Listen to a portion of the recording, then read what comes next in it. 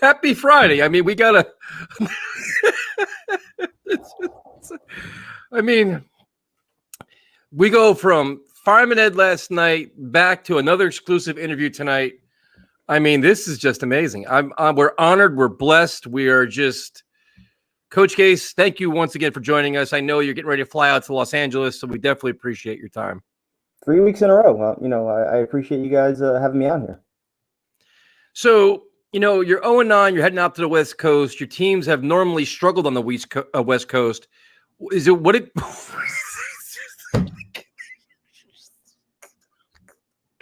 can't do it tonight.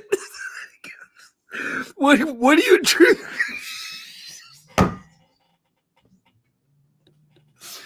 What do you attribute the West Coast to the West Coast struggles to?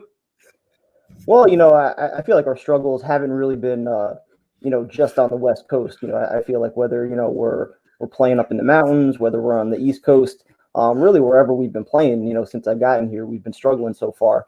So regardless of where the game is, we got to do a better job of just taking the things that we do in practice, all the fundamentals and the little details, and just start doing those on Sunday.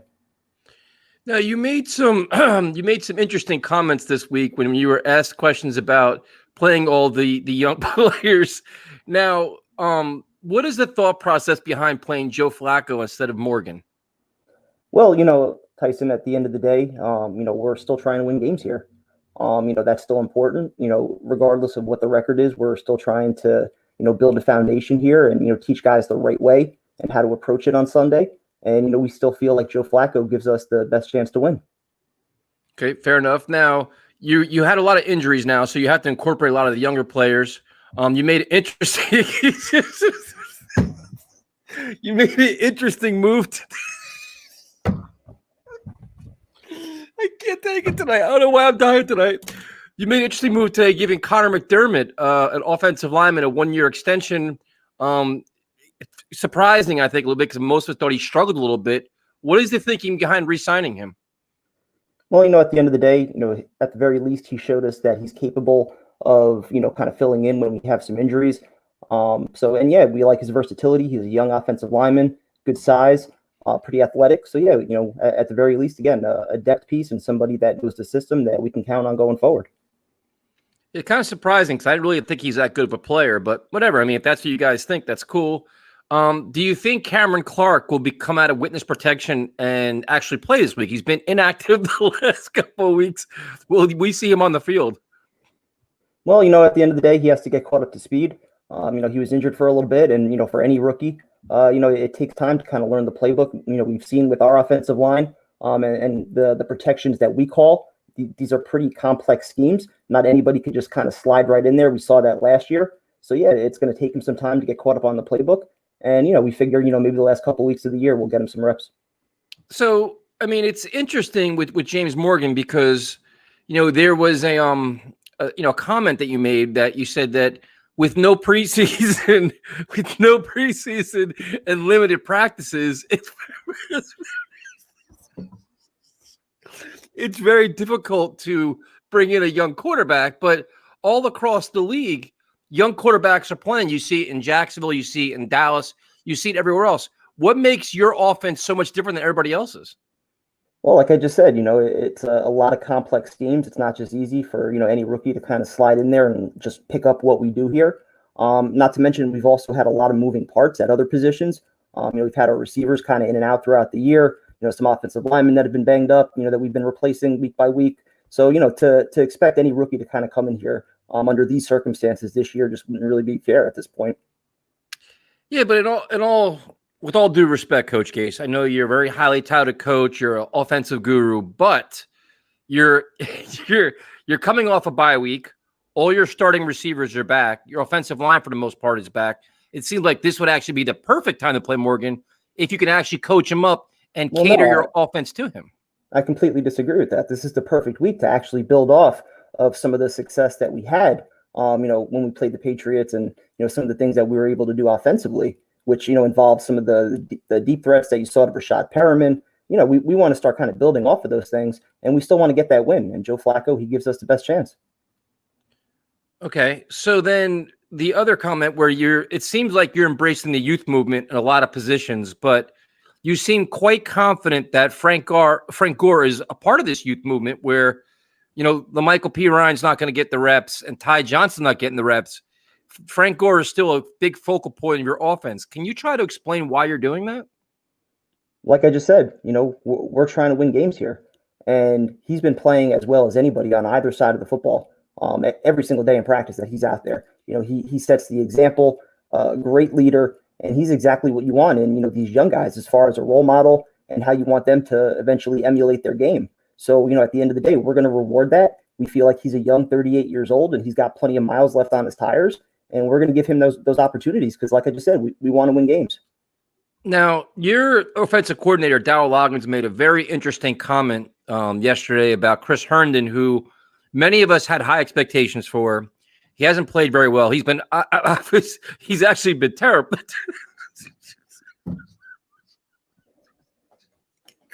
He's been terrible. So he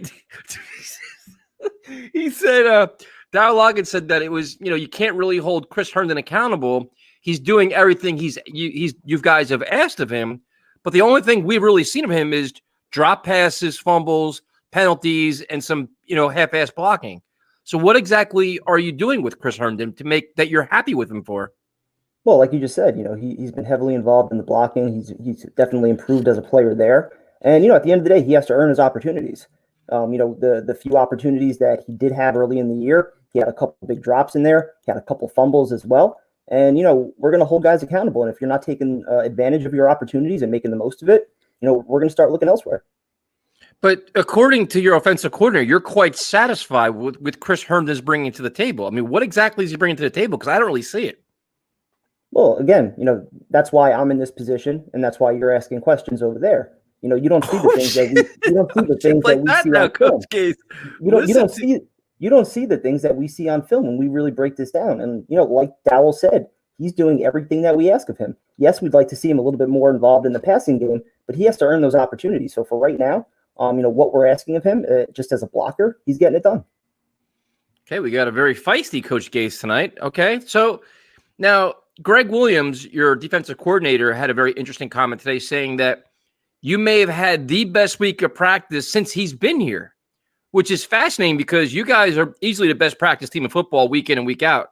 So what made this week of practice so much better than everything else? Tyson, that's an excellent question. And, it's hard to say week by week, what separates, a great practice from, the previous one. Yet every single day, especially guys like I keep saying, Frank Gore, Joe Flacco, the veterans that have played in big games, that, have been around the league for more than a decade, they just continue to set the example for how you prepare every single day to be successful in this league. And at 0-9 to come in, with that same motivation to get better every day and still prepare the same way, these guys make me proud. And, that's why I feel like we're heading in the right direction here. Now, we've been very curious about this. It seems like you guys may have more injuries in practice than you have on game day. Can you explain why that happens? Well, listen, I've explained this several times if you've been listening. The reason is quite simple. It's because we have very physical practices where guys are hungry, guys are competitive, guys are trying to get better. And, it's just a ridiculously competitive atmosphere where, the unfortunate result of that sometimes is guys getting hurt. Okay, so then how do you translate why your great week of practices don't go to your Sundays? It's really tough to say. Could they be tired from the hard practices? It's quite possible. The practices are always very, like I said, competitive, very, spirited. Guys are always trying to get better and, giving 100%. But, I still think at the end of the day, it's just about executing on Sunday. The same way that we execute in practice, we just have to start doing it on Sunday. And, sometimes the opposing team, they start adjusting to some of the things that we're doing well early in the game, and we don't really have the right counters mid-game. That's kind of for me to break down, in the film room after the game. But, we got to be better at that. Now, unfortunately, Sam Darnold is missing again this week. And there's been some, I would say myself included, that have criticized you for putting him back in the game when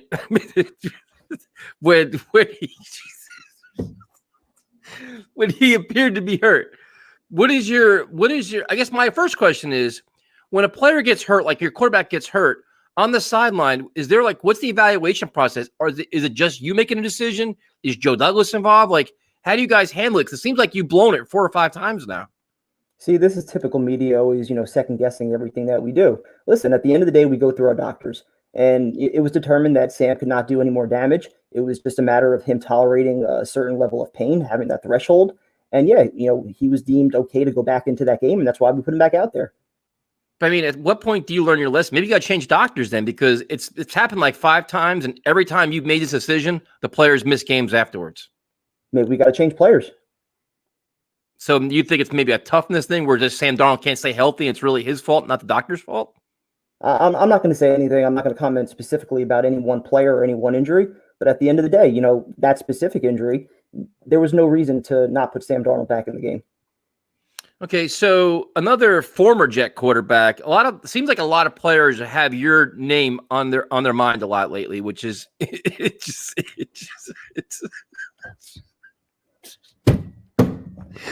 So, former Jets quarterback Mark Sanchez decided he thinks that it's time for Sam Darnold as a quarterback to move on and get out of New York and maybe try a change of scenery. What is your thought on that? Do you think it's Sam's struggles are attributed to this area, the offense? Is it him? Like, what do you think is best for Sam Darnold right now? That's something we'll evaluate at the end of the year. But for right now, we're looking at Sam as the future of this franchise. We still believe in Sam. He's had a couple of unfortunate, unlucky incidents that have gone on, between mono and the injury this year. So we're just hoping to get him back out there as soon as possible. Okay, so in your eyes, do you see that? I mean, Coach Gase, do you see that Sam should be back next week and you'll open the offense up for him like you opened for Joe Flacco? Well, that's the hope. Again, we still have to evaluate him in practice throughout the week. This week he got better as, the week went on. So, if things continue progressing in the direction that they're going in right now, we'd expect him to be out there next week.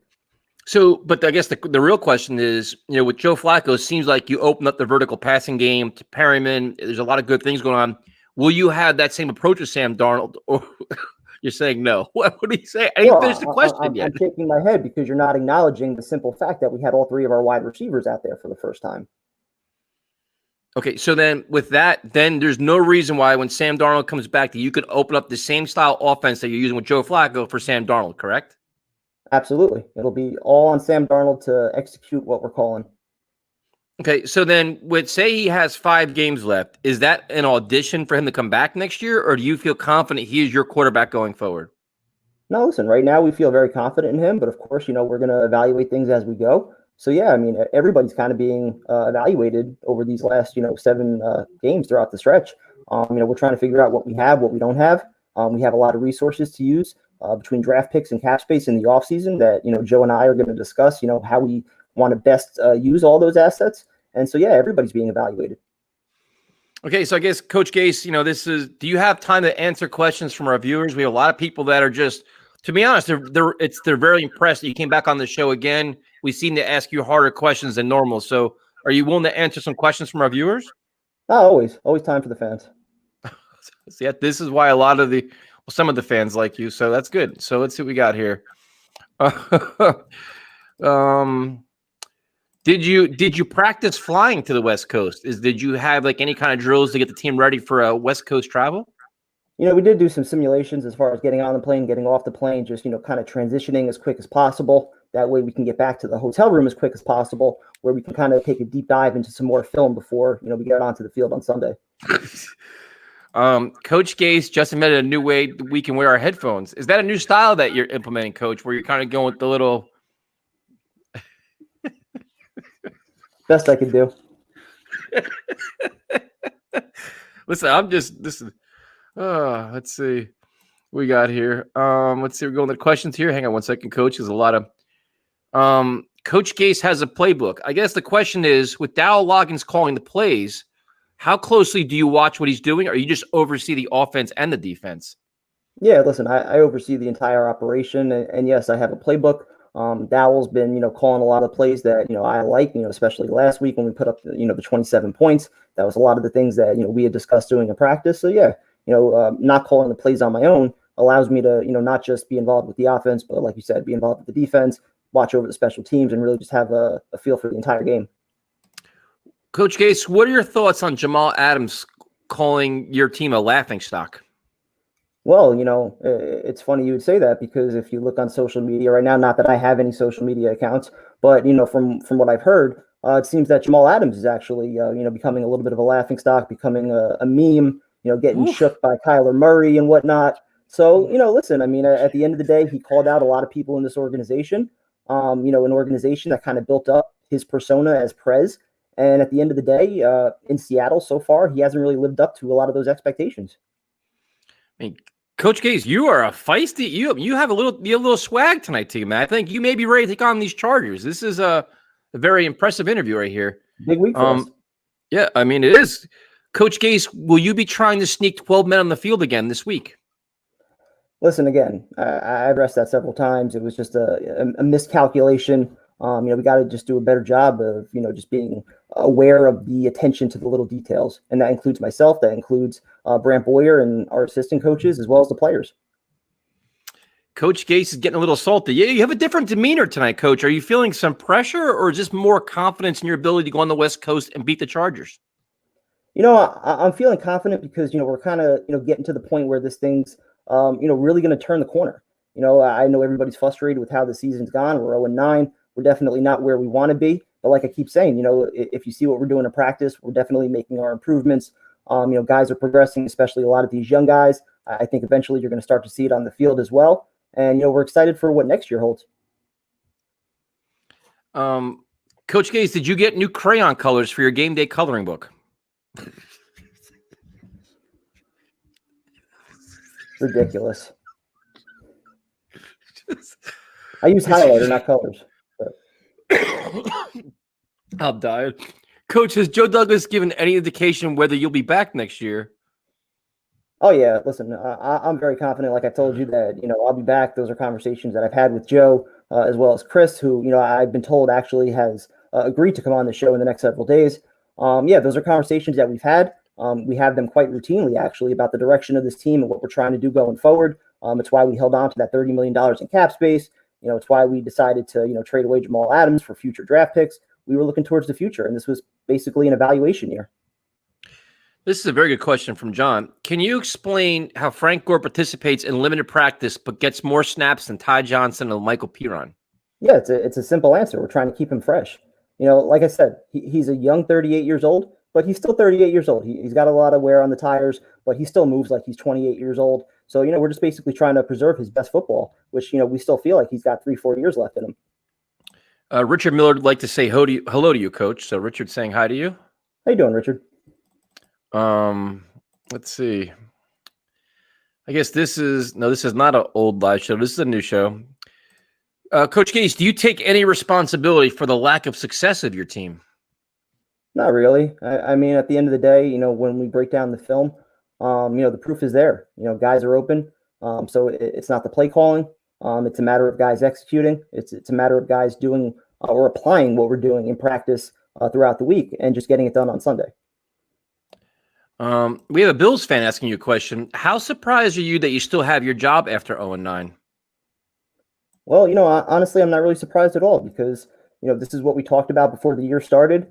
We knew that things might turn in this direction. We didn't think it would necessarily be this bad, but, we're making adjustments as we go and, we're evaluating a lot of these young guys and we're finding answers for the future. And that's what this year was all about. Coach Gase, do you have a relationship with Woody Johnson, and are you scared he'll return and fire you? No, not at all. I've spoken with Woody. I've spoken with Chris. I speak with Joe, pretty much daily.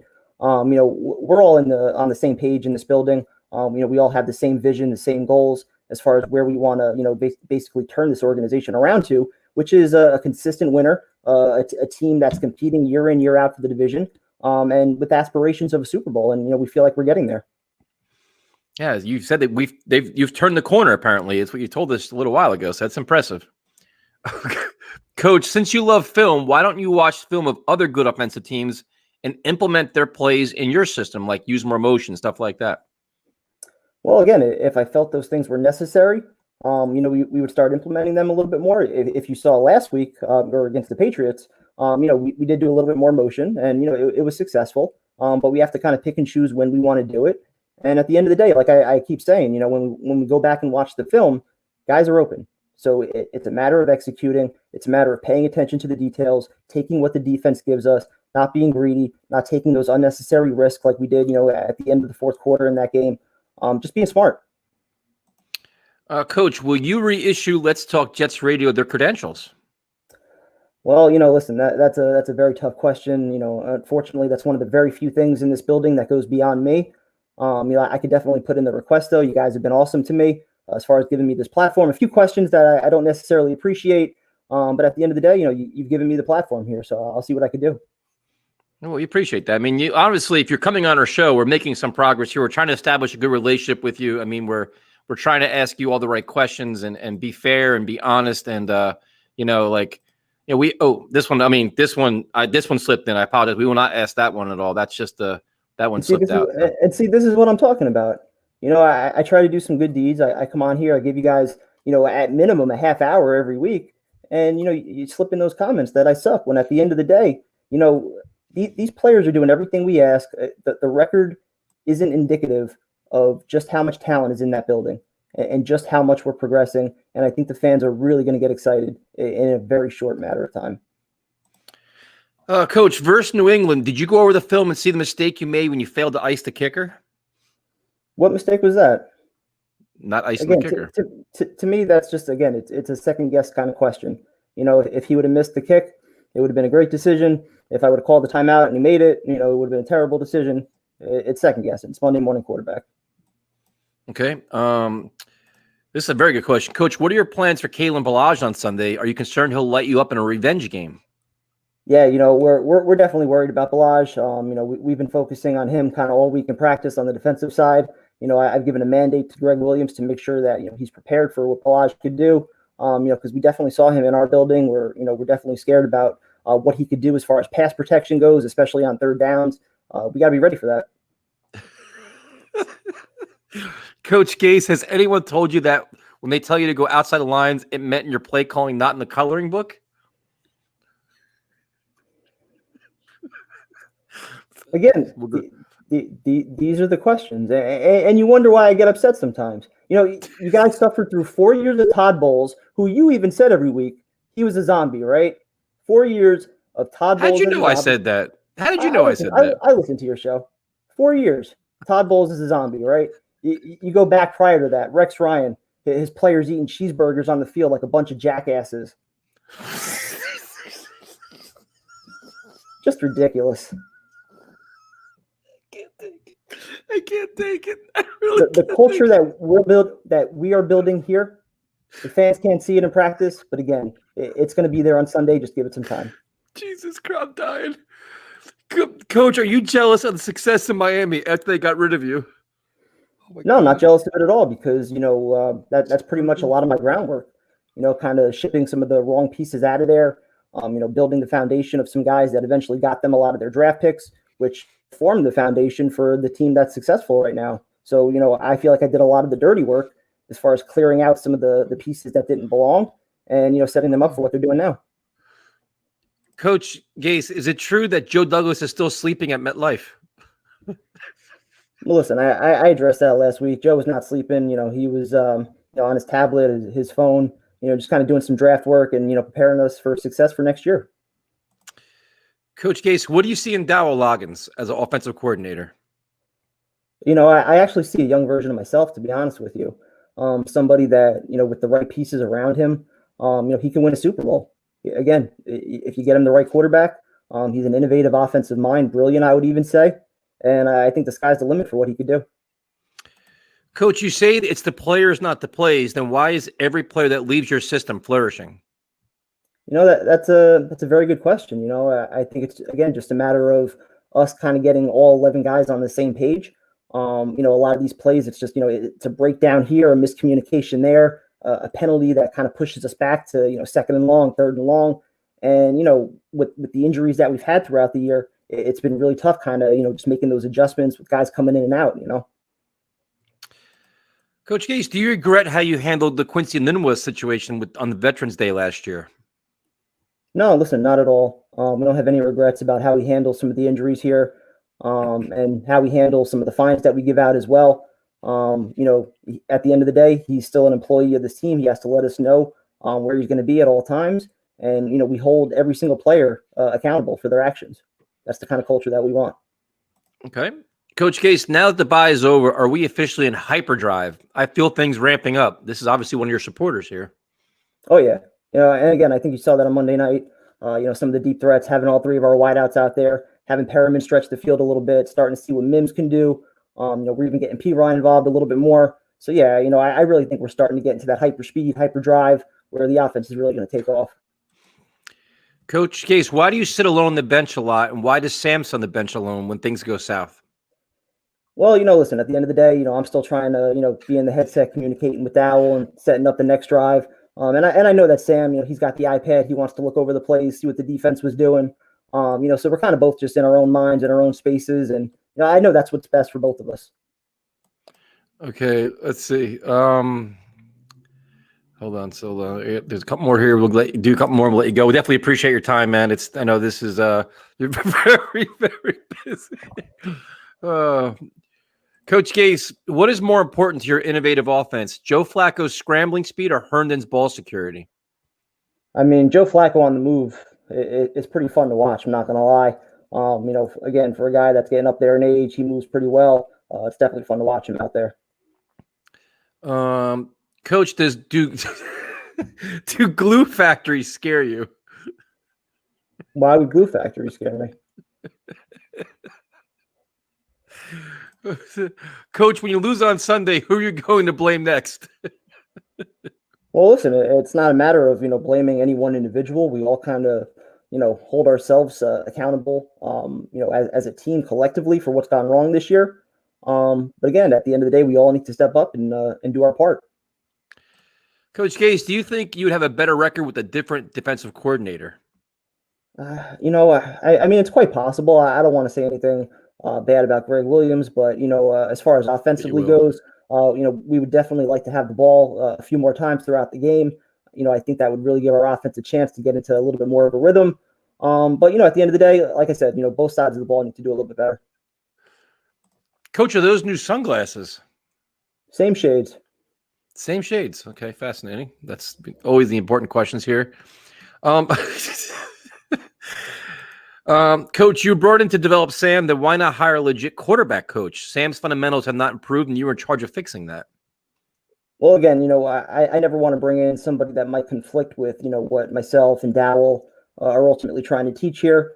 And I don't think it's a matter of Sam necessarily regressing as far as his fundamentals go. It's just a matter of him needing to be on the field consistently every single Sunday. Playing a 16-game season, I think, would help as well. Not to mention, again, having all his healthy wideouts out there, having the same 5 offensive linemen, getting an opportunity to gel and develop chemistry. All these things I think are very important, in order for Sam to succeed.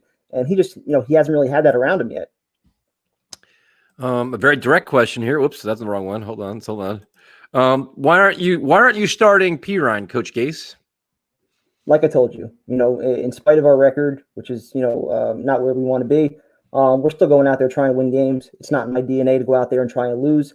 And at the end of the day, Frank Gore, he gives us the best chance to win.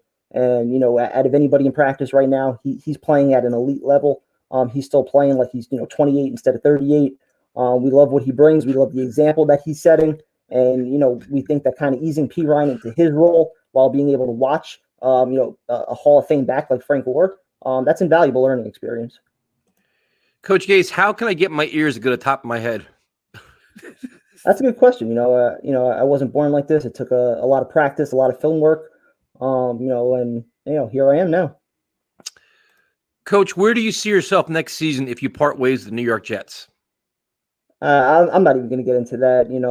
I'm confident that I'm going to be part of the Jets organization for a long time going forward. Like I said, those are conversations I've had with Chris, with Joe, and I know these guys believe in me here to get this thing to where we want to go.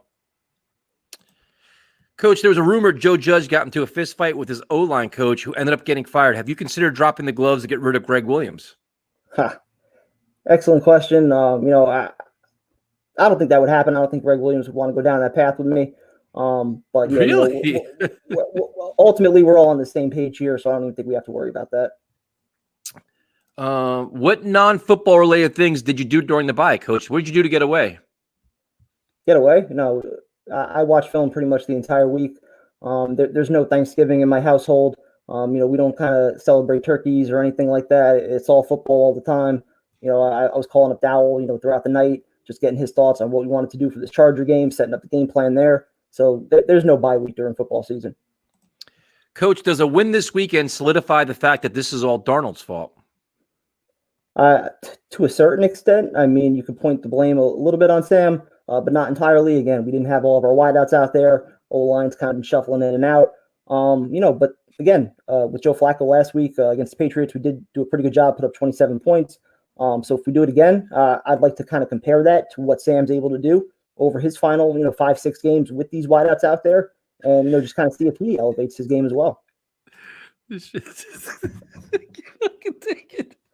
Coach Case, are you more of a crayon or colored pencil kind of guy? Would love to know how that masterwork is created. I told you, I'm always in favor of the highlighters. It allows me to kind of, set up my plays. I use the yellow for my first down runs, which is a lot of Frank Gore stuff. I use the orange for my second down play calls, which is, still usually a lot of Frank Gore stuff. And then third down, we go to the light green, which is usually a lot of screen passes and the bubble screens and stuff like that. Okay. Here's a very good question. Coach, what are you thankful for during this time of year? There's a lot of things. I'm thankful for, obviously, Joe Flacco, having the backup quarterback that's just really able to kind of pick things up and, not have the offense miss a beat at all, for where we were performing prior to him coming in there.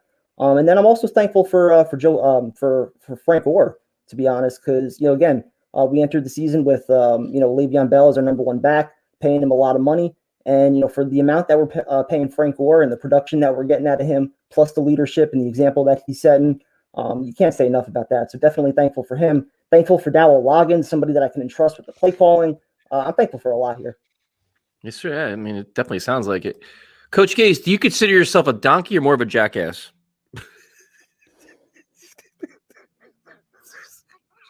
I consider myself a head coach of a National Football League team, one of 32 in the league. What are you? Okay. I mean, this is Coach. I mean, I understand. I understand you're a little upset. This is just from the viewers, man. I'm just trying to be the translator in between. Coach, is your ability to read players' body language to determine their on-field value what puts you above other coaches in the NFL? That's definitely something I have, a pretty keen sense for. Just kind of determining, where a player is mentally, throughout a game, and throughout some adverse moments that go on in a game. And, that kind of does dictate, what we're trying to do and, where we look to give the ball. It's one of the reasons that we do feature Frank Gore, because he's so steady throughout the game, whether, we're high, whether we're low, he's always steady and even keel. And that's what you want in a football player. Let's see. Okay. We got a bunch here, man. You got a lot of questions for you, Coach. Hope you can hang on a little bit longer. What are your thoughts on Justin Herbert's new haircut?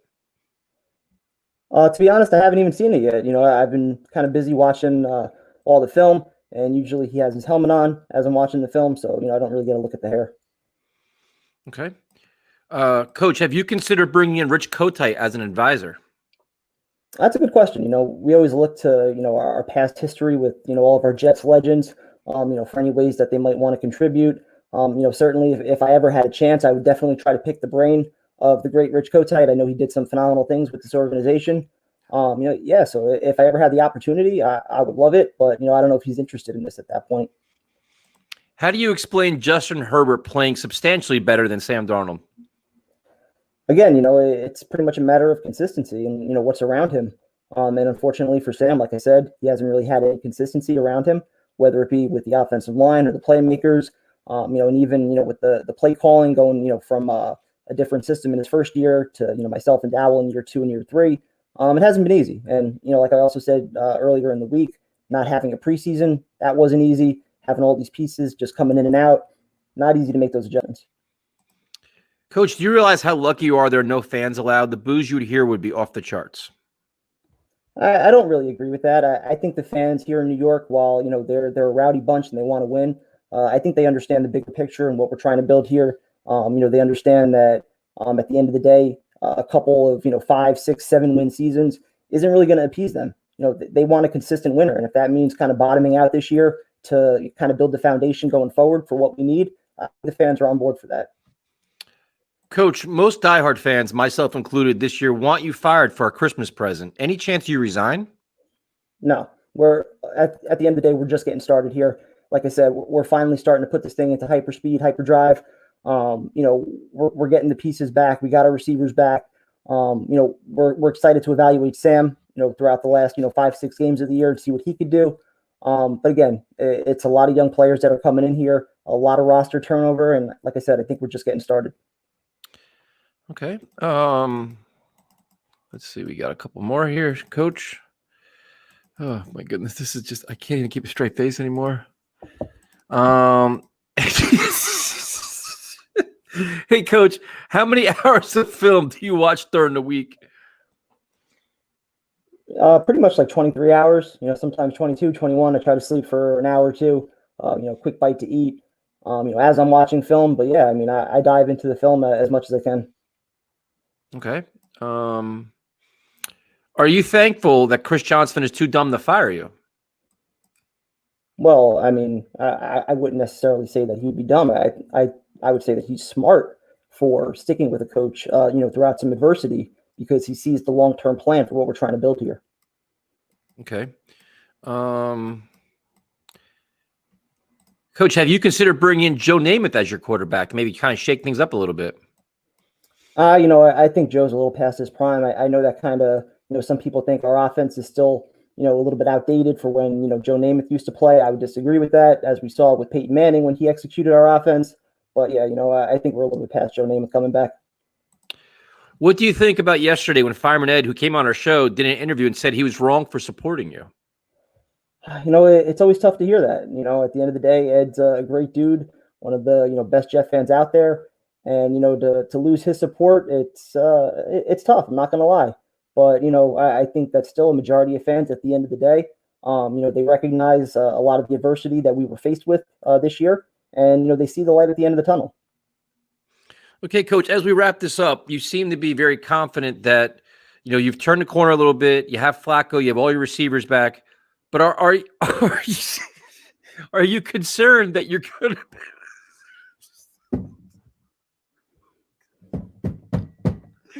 Are you concerned you're going to be having such a young secondary? You have a lot of rookies playing in the secondary this week. No, listen, I'm not really concerned with it. I'm more excited that a lot of these young guys are going to have an opportunity to go up there against some good receivers, Mike Williams, Keenan Allen. It's a great opportunity for them to get some experience. Let's see. Oh my goodness. Where would you rank yourself out of all the head coaches in the NFL right now? Listen, I'd like to put myself near the top, but at the end of the day, the results have to show that. Unfortunately, I've been a victim of a lot of bad luck, a lot of injuries. Quarterbacks pretty much getting injured almost every year. The one year I had a healthy Tannehill, I won 10 games, made the playoffs. Obviously, what I could do when Peyton Manning was the quarterback, win a Super Bowl. So yeah, I put myself probably in that top tier. What's it like to never be wrong? Feels great. I'm not gonna lie. It feels really good. You could basically call any play throughout the playbook, just kind of, throw a dart, and no matter what it is, that it's going to work because it's time tested throughout practice over, several years. And again, the press, the media, the fans, everybody has questions, everybody's the Monday morning quarterback. Everybody thinks they can do it. Everybody thinks they know better. But until you've been in these shoes as a head coach, you have no idea what it takes. And for somebody like me to be in this profession for as long as I have and to never be wrong, it feels great. Scoring is an overstated stat. Do you agree? Completely agree, 1,000%. It's not just about putting up points. It's about how you move the ball. It's about, developing an identity on offense. It's about establishing a rhythm. It's about having players progress and expand their games, whether it's, a wide receiver expanding his route tree, quarterback learning to, read the defense and go through his progressions, buy extra time in the pocket, a running back learning how to blitz pickup, like all those little things you don't see in just, a big 70-yard touchdown. That's not exciting. Let's see. That's a very, Coach, how do you feel that even the guy who interviews you laughs at you? I wouldn't even say, he's laughing at me. I feel like he's laughing, with me as we, just try to get through what's been a tough 7 games or a tough 9 games with 7 games to go in this 2020 injury-plagued season. Coach, who do you have in the fight with Mike Tyson and Roy Jones? Oh, Mike Tyson all the way. Okay, that's a very good answer there. Coach, what do you like more, carrots or sugar cubes? That's a phenomenal question.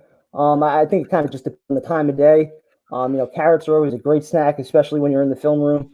The sugar cube usually better towards the end of the day after a bigger meal. Something like you have a big dinner, you have some sugar cubes to top it off, or even a little bit of your coffee in the morning is always great. But yeah, that's a phenomenal question. I can't take it because how do you explain having 4 out of 5 losing seasons as a head coach? I explain it as a lot of bad luck. Like I just said earlier. The one year I had a healthy Tannehill pretty much for the entire year. We won 10 games, made the playoffs.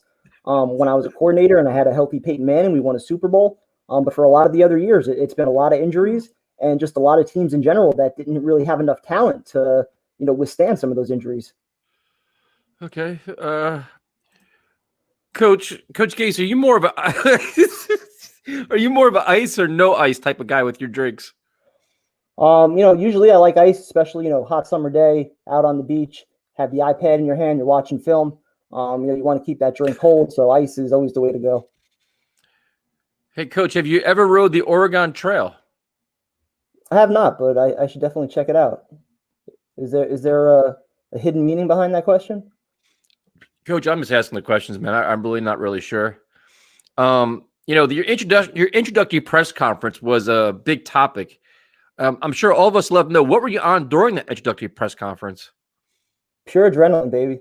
The opportunity to take over as HC of the NYJ.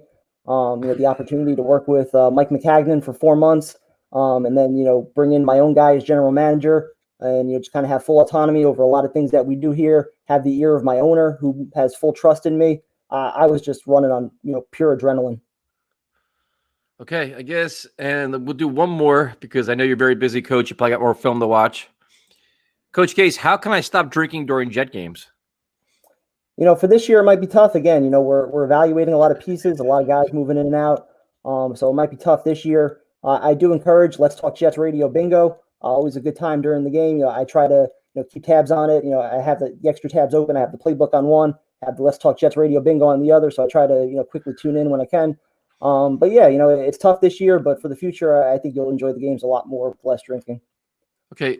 Coach, what is your opinion on too much horseplay at practice being a distraction? Listen, I just addressed that. The days of Rex Ryan and players acting like jackasses, eating cheeseburgers on the field, those days are long over. We're establishing a culture here that's much greater than that, where guys are focused, paying attention to details, and trying to get better every day. Coach, do you have a final message? I mean, you're 0-9, you're heading out to the West Coast. What is your final message to all the fans out there? Just to keep your heads up. It's been a rough year. A lot of bad luck. But at the end of the day, if you saw what we see in practice, I think you'd be excited. I think it's just a matter of time, again, before we start seeing it on Sunday. These guys are focused. They're working hard. Their heads are in the right place. They're all trying to get better. And that's the foundation that we want. Coach, best of luck, man, on Sunday. We appreciate your time once again. This is like your 4th interview with us. We feel blessed, and thank you very much, man. Anytime. The fucking glasses.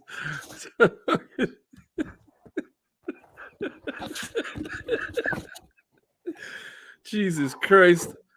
Oh my God, you're getting too good at this shit, man. Holy Christ. Whew. I gotta go wipe my eyes. You gotta talk first. I'll give you something. I'll give you a question to answer. Something.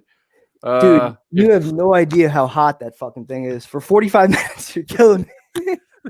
You gotta see the fucking. Here, you can talk about fireman. I have to go wipe my eyes. I got fucking just Man, I'm wiping my eyes right now too. I definitely appreciate it with the Fireman Net interview. He was one of my idols as a kid, so having the opportunity to be able to talk to him now as an adult, is awesome. And it's not just the first time. Like I told you guys last night, we used to do a show together for pretty much 2 years, actually, which, was the 2016, 2017 seasons. Not a lot of good games to talk about during then, but, always a great interview, passionate as all hell. And just, you love his takes. You love talking to him about football. And here he comes. Dude, that was brutal, man. Holy, my eyes were tearing, my nose was running. I was dying, man. Mine are still right now.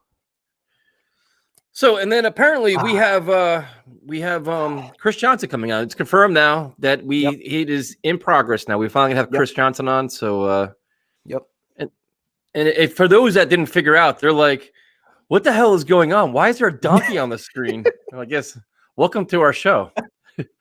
Wait a second. You mean that really wasn't Coach Case? Oh shit! How many people are shocked right now? Dude, Coach Gabe deserves a sugar cube after that lengthy Q&A.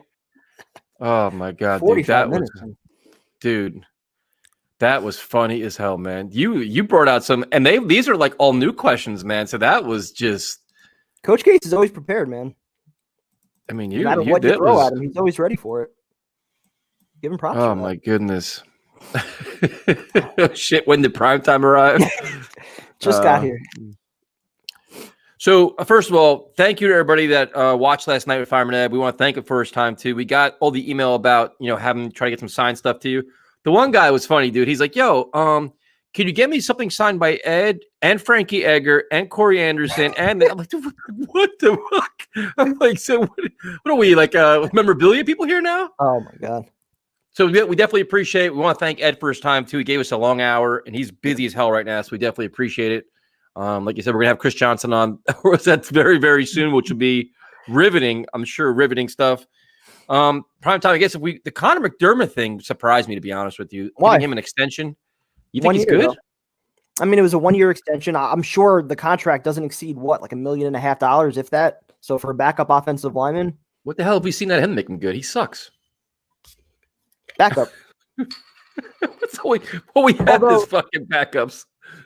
The one thing that I guess worries me a little bit is this Adam Gase saying, all right, this is a guy that fits my system and he has the approval of Joe Douglas to give out the contract extension? I mean, or is this Joe Douglas saying, all right, we like the intangibles here with this player. I want to see him in a different system next year.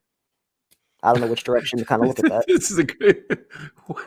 Why are you always missing the interviews? I mean, it's just. It's tough, man. A busy work schedule. I get here late sometimes, and usually I arrive just after Gase is leaving, so it's tough. It's so funny. Can you imagine somebody for the first time tuning into this live stream and they're like, "What the fuck is this? Like, what are they doing?" Oh my god! And the best thing was that you got like testy with me too, like a little feisty Coach Gase tonight, which is exactly the way he is too. He's such a prick. Yeah, I mean that's usually his attitude. I felt like I needed. I was watching the film on some of the past interviews. I felt like he needed to incorporate a little bit more of that edge. This is all. Well, first of all, thank you again, Viper. But this is all prime time, man. I don't know how the fuck he keeps cranking out answers and keeping a straight face. I can't even fucking. I'm to the point now. I'm trying to look at your ears. I can't watch your ears. See, I have the benefit of not having my facial expressions get shown at all. So when you're cracking up laughing, I'm kind of doing that sometimes. But again, it's under the mask, so I still have the straight face on. So I'm fortunate. Dude, there was a couple answers you gave me, dude. I was dying. Like my eyes, I literally had I couldn't even fucking see. We get this question asked every time, prime time. Summit, New Jersey. Summit baseball. Bravo, Mr. Primetime. Look, this is it. What the hell did I just watch? Welcome to Let's Talk Jets Radio. Hold on. Carlos is always joining us. He should know by now what that was. This is what happens when you're fucking 0-9. You're watching Joe Flacco and Frank Gore and Adam Gase is your head coach. What in the living hell do you want us to do? I mean, there's nothing else for us to do. Just going to say, at the end of the day, I'd rather have some laughs about it and crack some jokes instead of sitting here trying to break down X's and O's of a game that nobody gives a shit about. So, yeah, like, I wrote down a couple things. I'm like, in case we got asked a question, and I'm just like, dude, I can just give a shit. Like, the only thing I honestly think, if I'm really going to give any kind of assessment, this game could be a shootout. This could be like a 35-28 game, 30, because the Jets secondary is a disaster. Like, they're going to run, like, the weird thing about Anthony Lynn is he likes to run the ball, but our secondary is all rookies, dude. Finally, Pierre this year's gone. Thank God. He's been gone fucking 6 weeks ago. Brian Poole's hurt. mean, bless Austin's going to play, but he's banged up. Like, dude, Justin Herbert's going to have like 400 yards passing, and then it's going to be like, why can't Sam Darnold do that? That's going to be the story after this game.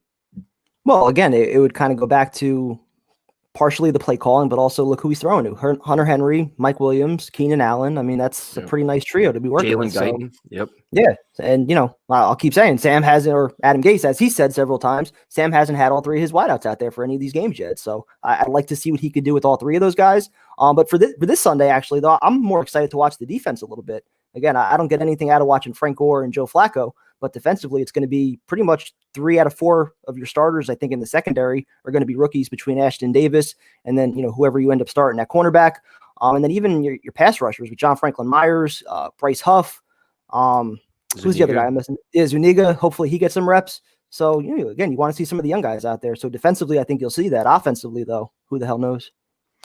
Thank you guys for watching, man. And if you didn't catch on, I'm glad Nick just caught on. Nick's like, oh, now I get it. Yeah, I mean, we said Coach Gase like 20 times, but we're breaking every friggin' rule, but who cares?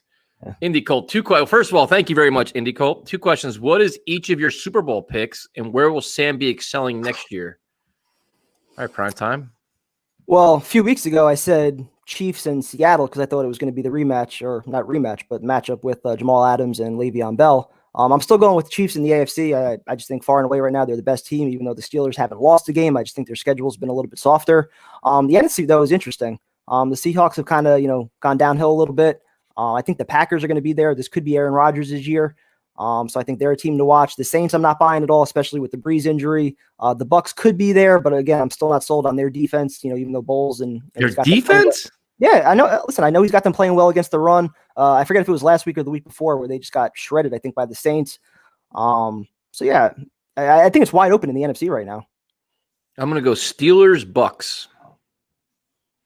And then where Sam will be playing next year, San Francisco 49ers. I think that's probably the perfect spot for him, just considering the weapons they have and the guy who'd be coaching him. I think that offense would absolutely take off, but there's a number of places you could think of, between Pittsburgh, Indy, like we've talked about with the offensive line they have there. The Saints could possibly be a spot with, Breeze now banged up. Minnesota, if they move on from Cousins, a lot of places he could go. V-Man, success consists of going from failure to failure without a loss of enthusiasm. Winston Churchill, that's coming from a guy who said, well, thank you very much. I mean, it's not easy, dude. This is not easy. It is not easy at all. This is, and you try to do some kind of talk about the game and stuff, and you look at some of the matchups, and I'm just like, if you're looking for X's and O, the game this Sunday, this is the wrong stream. This is where we drink and try to have a few laughs. Yeah, that's the truth, man. We don't do X's and O's here. We're not giving you any breakdown. We'll go over some injuries. And all I'll say is I think the game's going to be a shootout. It's going to be fun to watch the young secondary, if anything. On offense, they throw the ball. Joey Bosa's back for the Chargers, which is fun. Yep. It'd be a lot more fun if Morgan was playing, to be honest with you. But I'll never understand that. Between P. Ryan, those are all the guys you want to be looking at right now and figuring out what they are. And, to be 0-9 without these games meaning anything and still not looking at them, or at least getting a longer look at them, an extended look, especially with P. Ryan, just doesn't make any sense. Who drafted better, the Jets or the Knicks? Oh, fuck. That's God. Jesus Christ. The weird thing is this year, I'm a Knick fan, but I'm so disgusted with them for the last 2 years. I don't really watch a lot because I just I like Barrett, but I'm I'm disgusted. Yeah. So the draft happens. I'm I don't know any of these fucking guys, but it reminded me, Knick fans reminded me of Jets fans. No matter who you take, it's a steal the draft, man. It's definitely a steal the draft. No, they got their guy. I thought it's usually the opposite. You have this segment that no matter what, they're going to love the pick. There's a segment of Jet fans, there's a segment of Knick fans, but there's also that other segment that's usually live at the event, streaming it or whatever. That no matter live, it's always like that. Yeah, that always just goes nuts. That hates the pick, and usually those are the ones that are right. So aside from Porzingis, maybe, which for a few months, everybody hated him, and then he was a great player, and then he got hurt. Usually the fans are right when they don't like a pick. So yeah, I don't know shit about these guys. I want to see Lamar Jackson get another shot in the secondary. Well, lucky for you, Bill, he is, because he has no choice. They're all going to play. They're all hurt. Bryce Hall, you're going to see a lot of these young guys. A lot of Bryce Hall. Yep. Ashton Davis. So you're going to see a lot of those guys. And Owasu's finally back, man. The middle linebacker's going to play. Excited to see him. I'm curious who's going to be in the slot though with Poole out for the year. Bryce Hall. Is that where they're going to play him? Oh no, they could put Arthur Millette there, I guess, right? Yeah. So I thought Bryce Hall was more projected on the outside, but you never know. Greg Williams. I mean, it's a mess. I mean, those are just a mess. That secondary is going to be a disaster, absolute disaster. Do you think this is Breeze's sunset year? Looks like Sam may be perfect for the Saints. Oh, Sam with the Saints would be awesome. I don't know. I mean, Breeze has all these broken ribs. He's out at least 3 weeks. Oh, here goes prime time. This upsets him. So, all right, I got to ask it. Like, we're saying the Saints, great for Sam. Niners, great for Sam. Yep. Colts, great for Sam. Steelers, anywhere but here.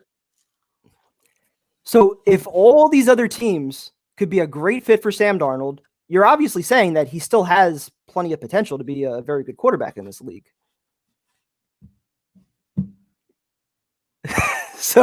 Aegis Henry.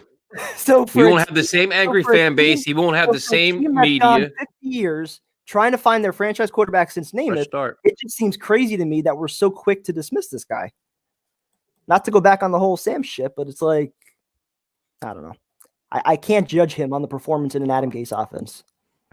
Sorry, guys, that you're going through what we went through for centuries. It sucks, man.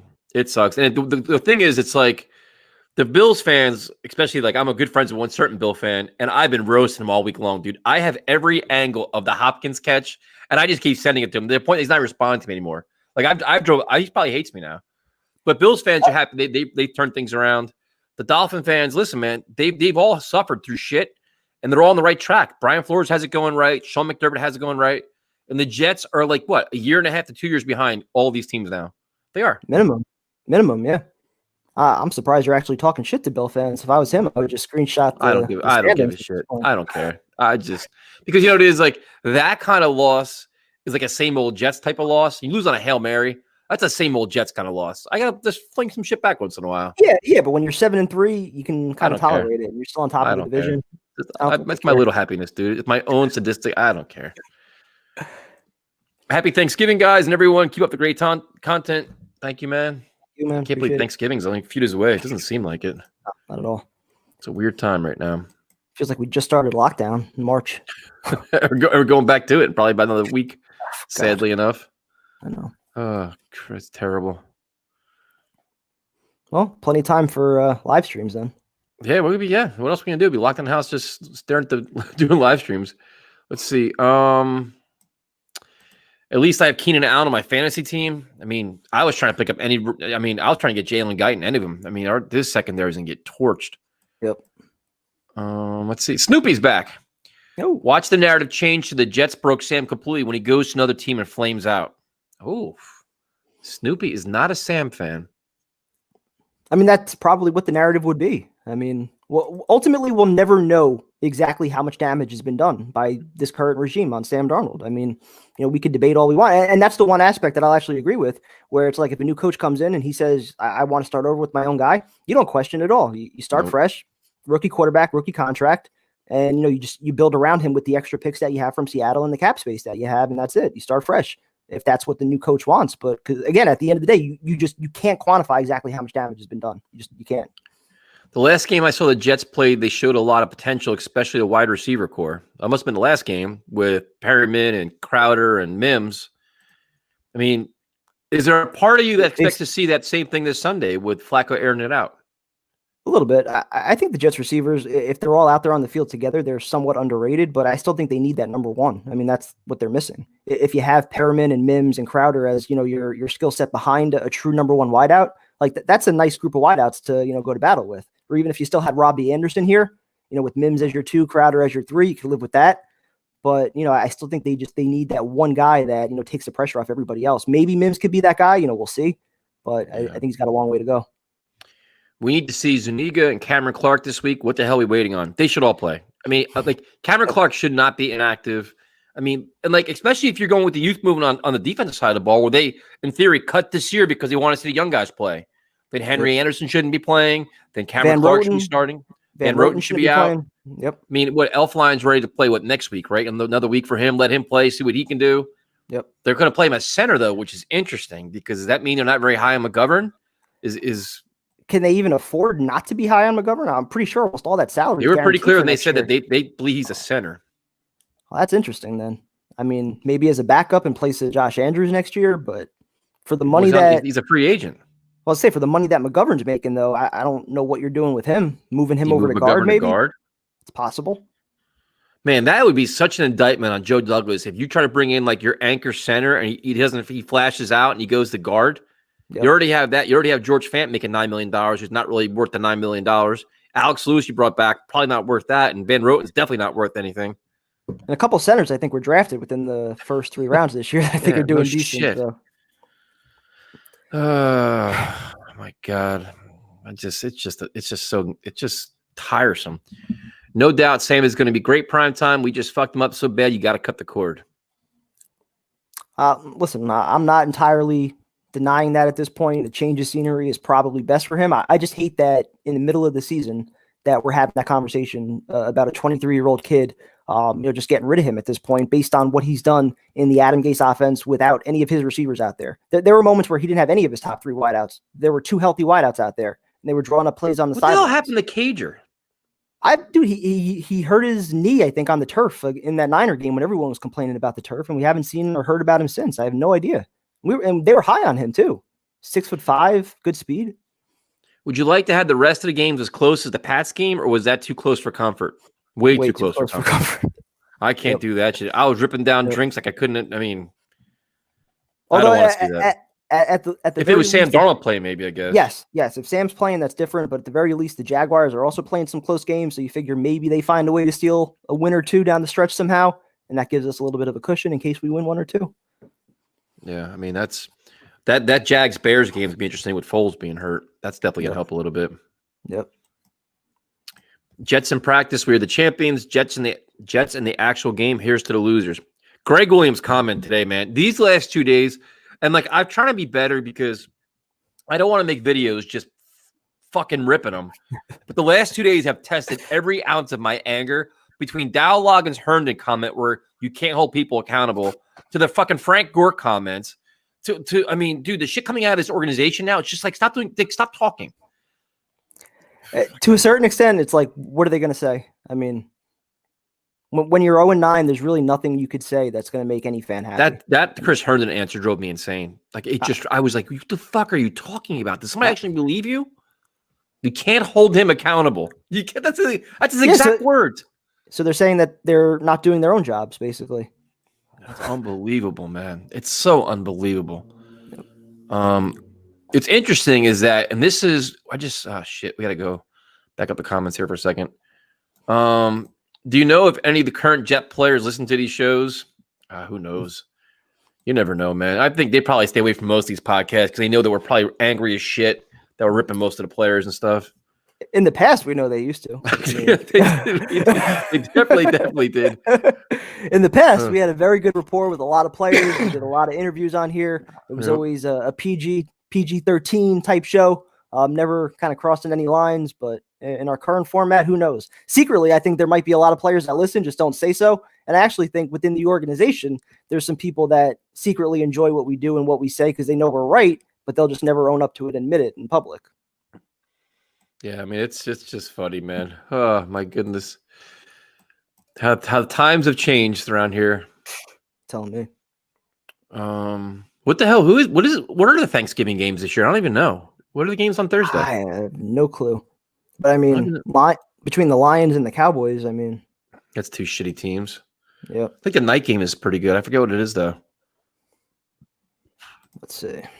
How is it the fan base is more good? Lions, Texans, Washington football team, Cowboys, and Ravens, Steelers. I think we could watch Alex Smith torch the Cowboys. That'll be fun. Yeah. Did you see the? And I'm gonna warn you now. And I'm gonna get all your hate ready on the comment section. Get all the hate ready. I don't give a rat's ass. There is a rumor the Dallas Cowboys are gonna demand that Jalen Smith takes a pay cut, or they're gonna cut him. If they cut him, I'm all in, dude. I don't care. I'm all in. I would love to have that speed on this team. I love him, dude. How much? He's one of my favorite players, huh? Didn't he have like reconstructive knee surgery or whatever? Yeah, but he's bounced back. How much you paying? How much you paying him though? I don't know. I don't really give a shit. I want him. I do. He's one of my favorite players, man. Before his leg, 5 years, $80 million. You're paying him? He won't want that much. He won't take that much. 4 years, $60 million. Okay. Call Cowboy fans hate him right now. He was one of my favorite players, man. Before the injury, he was probably one of the best players I saw. He was just ridiculous. Yeah, And now he's like a just top 5 pick before he got hurt. Yeah, he was phenomenal, man. Yep. Just crazy. Let's see. Here's somebody on your side. Keith Darnold, trade number 1 pick. But even me, I'm not saying just trade number 1 pick regardless. I'm saying if you get blown away with a ridiculous offer where it makes sense with, an additional 2 or 3 first-round picks, a couple seconds and thirds, where the offer is just too good to turn down, where you can solidify your offense with multiple pieces around Sam, then I think you have to consider it. Otherwise, 99% likely, new coach, you're taking the new quarterback. Sam needs to leave for Sam's sake, not ours. I 1,000% agree. Like that would be me. I'm like, I want out of here. I want away from these fans. I want out of this media market. I want a complete fresh start where I go, I'm going to be welcomed and wanted. I can start fresh.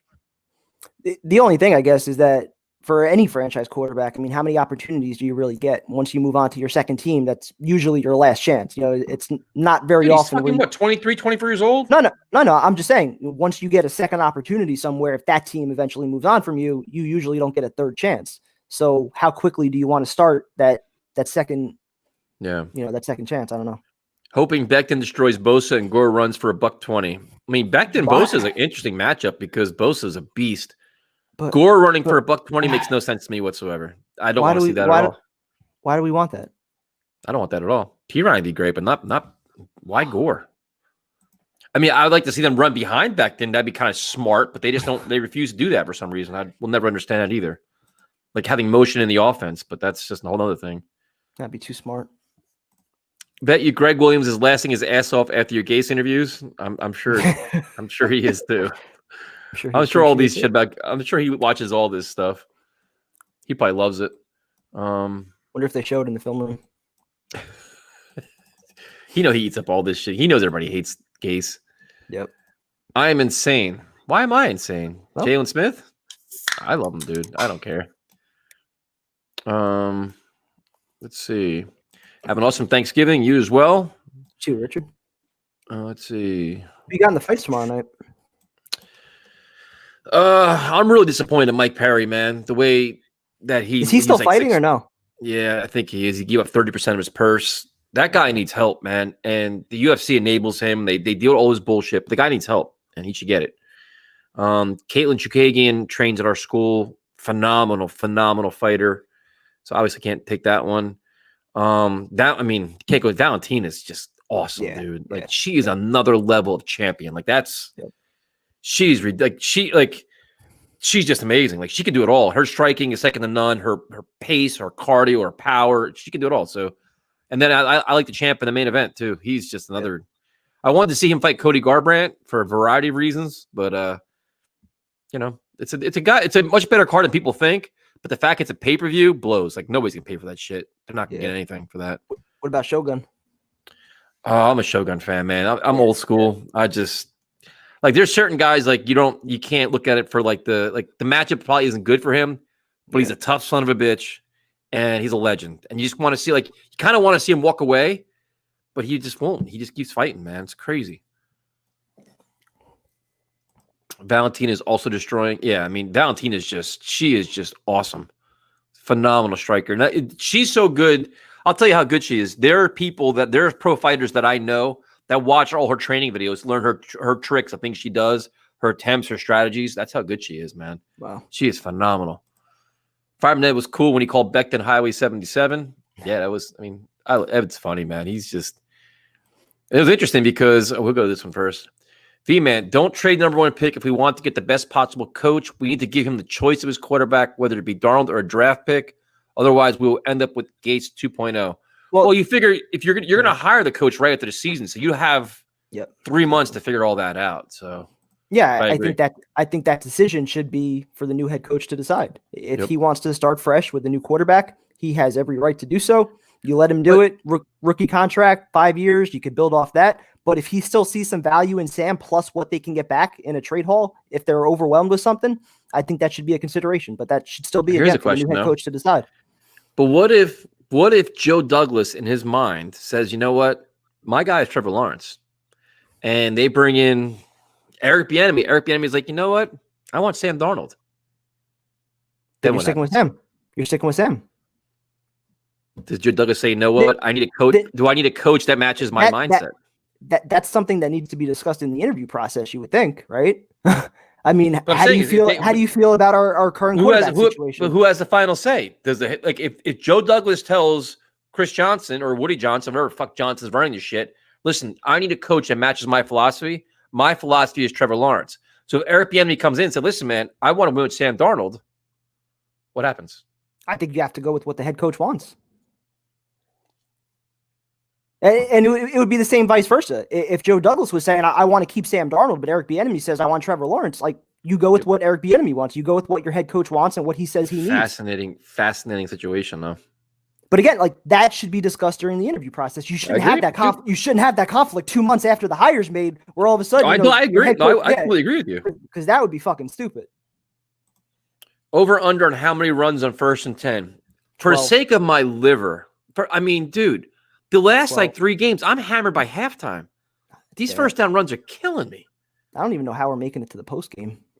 As a chiropractor, very pleased with Gase's head and neck range of motion.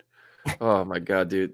Some of those you got me good. The one you do now with a little head turn, you look like that. Look like you're like, dude, kills me. Oh. I think I needed an adjustment though. Gase needs an adjustment. Tyson in prime time. What if the Jets end up with the 2nd pick in the draft? Do you really believe in Justin Fields? Can't remember the last good Ohio State quarterback. Crazy thing is, it's USC quarterback either. Sam Darnold. The crazy thing is, I do believe in Justin Fields, but I think the same argument would apply.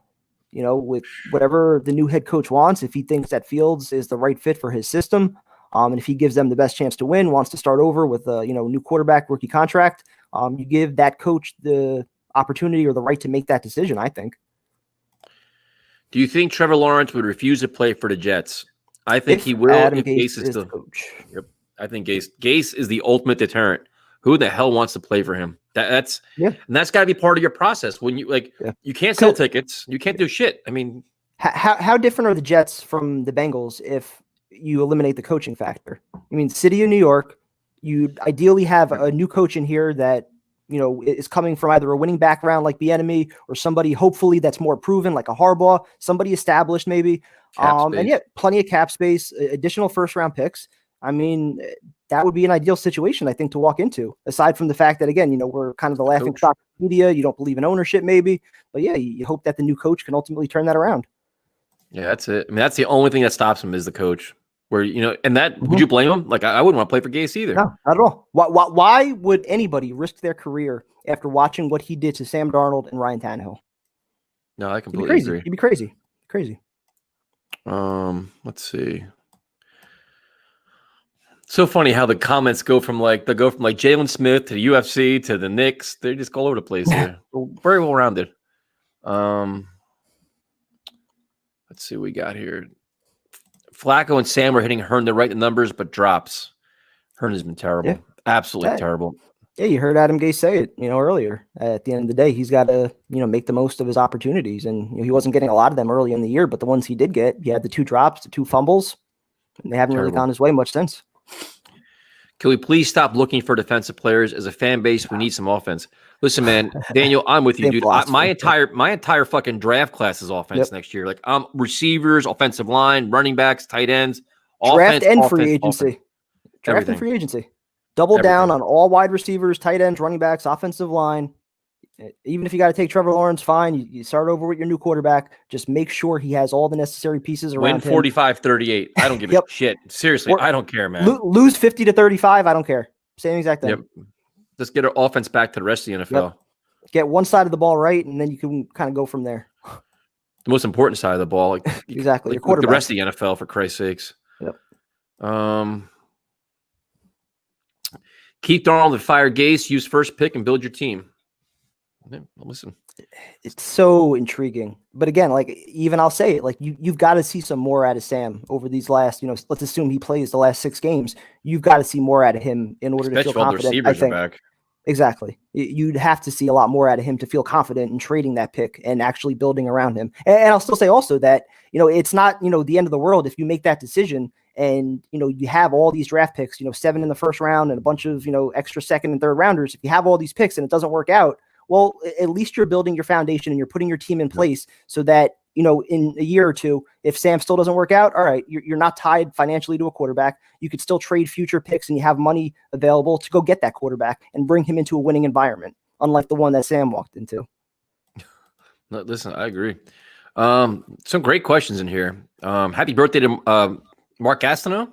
A great Jet. I'm glad he's healthy. He's fighting through it, so that's good. Do you guys honestly believe Gase will be gone? I do. I personally do. I think he's going to be fucking out of here. I think there's no way. There's no turning back now. Primetime doesn't, but right now at this very moment, I do not think he's going to be fired. I don't think ownership, feels that this is all on him. I think Joe Douglas, listening to his conference as well, when he was kind of taking the blame for a lot of the, roster decisions that haven't gone well. I think this is just one of those things where they were both in it together. They both knew this wasn't going to be, a playoff or bust type of season. Chris Johnson even came out after week 1, gave him the vote of confidence. So it's hard to feel like right now he's going to be fired. Do I think that if they finish 0-16 and we see more of these double-digit losses, no progress from Sam if he comes back, could that change? Absolutely. When they talk with Trevor Lawrence's agents and he says, no, I'm not fucking playing for Adam Gase, could that change things? Absolutely. But right now on the surface, does Chris Johnson and Joe Douglas want to fire Adam Gase? I don't think so. I agree with what Ed said. Best case scenario is going 1-15 and getting first pick. We really don't want to be a third team in NFL history. Listen, I don't give a fuck, man. Whatever gives me the first pick in the draft, 0-16, 1-15, like 0-16 doesn't embarrass me. Like if it guarantees that Gase is fired and Trevor Lawrence is coming here, I'm cool with it. Or number 1 pick. Like all I want is number 1 pick. I don't care how I get it. Yep. 0 wins, 1 win, 2 wins, whatever gives me the number 1 pick. Like I'm not embarrassed. Like, I'm already embarrassed. Yeah. We're the worst in football. Like. Yeah, being the laughingstock of the NFL for a decade, that's embarrassing enough. So 1-15, 0-16, 2-14, there's really not a difference. You're the worst team in football this year. The record isn't changing that. So yeah, at the end of the day, you want to be in the best position to not only, either take the quarterback or trade down and get assets, but to attract your next head coach to come here. Yeah. I pounded 3 Montauk's. Tice should do a shotgun because it's Friday and we're Jet fans. Now we're shotgun on Friday nights? I agree. No way. I got to train tomorrow morning at 8 o'clock. Brutal. I wouldn't mind. I mean, watching you drink out of the mask, dude, it's freaking hysterical. We got to get Adam Gase to do a shotgun one day. 95.9. Oh, yeah. 95.9, The Rat. The Rat rocks. Nice. Kanzi on the radio. Good friend of mine. I love that. They're like about 20 minutes from me up in Belmar. Very good rock station. And I like 92.3 on Sunday mornings. They do like the alternative shit, which is good too. Prime time's like, I really don't give a shit. I just listen to sports talk radio. What's that? I said I just listen to sports talk radio and argue in the car with Boomer. I listen to Boomer. I'll listen to Boomer and Gio. And I love Carton and Roberts. I think they're hysterical because they just do all kinds of crazy shit. Yeah. I get them for like a half hour on the way home. Yeah, I can't do Maggie and Moose. They're just pretty bad. So I go to like rock music. Let's see. Hammer the over on first down runs. I mean. Interesting question, though, about backup quarterback for next year. Do you bring in a veteran? Like, to me, Morgan is not your backup quarterback. You bring in especially if you're going to have Trevor Lawrence here, you need a veteran guy, dude. Like, Josh McCown be perfect. I don't think Flacco's the guy. I think Flacco wants to play. So get him out of here. Fitzpatrick's not your guy, but, like, you need to have some kind of veteran, right? Yeah, I mean, ideally, especially if you're bringing in another rookie, another young kid, yeah, you want to have somebody there to mentor them, somebody that they can talk to that's not, a coach, somebody that's on the field kind of seeing what they see. So, yeah, Josh McCown, I thought was the perfect mentor back in the day. If you could bring him back, even as, a quarterback coach, it'd be nice to have a quarterback coach finally. Mm-hmm. So, yeah, we'll see what happens there. But definitely veteran. Why not? I know this will never happen, but I'd love to have Josh McDaniels as a head coach. Never happen. Nope. How many jobs has he backed out of? Right? He backed out of like the Colts. He's always like, I'm interested. He backs out like last minute. He'll never come to the Jets because Belichick would just disown him. Yeah. So, well, you just said this. We'd like to see Pennington or McCown as quarterback coach for Lawrence. Yep. Chad doesn't want to do. He's not into it though. He's doing a lot of high school stuff, right? Yeah. Surprising too. I always thought, he was one of the more intelligent guys I've ever, seen play the game, talk about the game. I think he'd be a great coach at this level if he wanted to do it, but yeah, it doesn't seem like he has the interest. Would you guys want to see what Morgan has in his tank? Yes, Sunday. I want to see now. Like, why are we waiting? Was that a pun intended for the tank? But yeah, I mean, I'd love to see. I'd love to see Morgan. I don't see any reason why you're not playing him. There's nothing to learn from watching Flacco operate this offense. Maybe you want to get a look at some receivers with a quarterback that you trust a little bit more to get the ball out quickly. But at the end of the day, Morgan's been here for more than half a season now. Got to play him. Got to find out what you have. We need cornerbacks and listen, Jake. Offense, man. Like, I'm so tired of our offense going backwards. Whatever your quarterback is. Smith.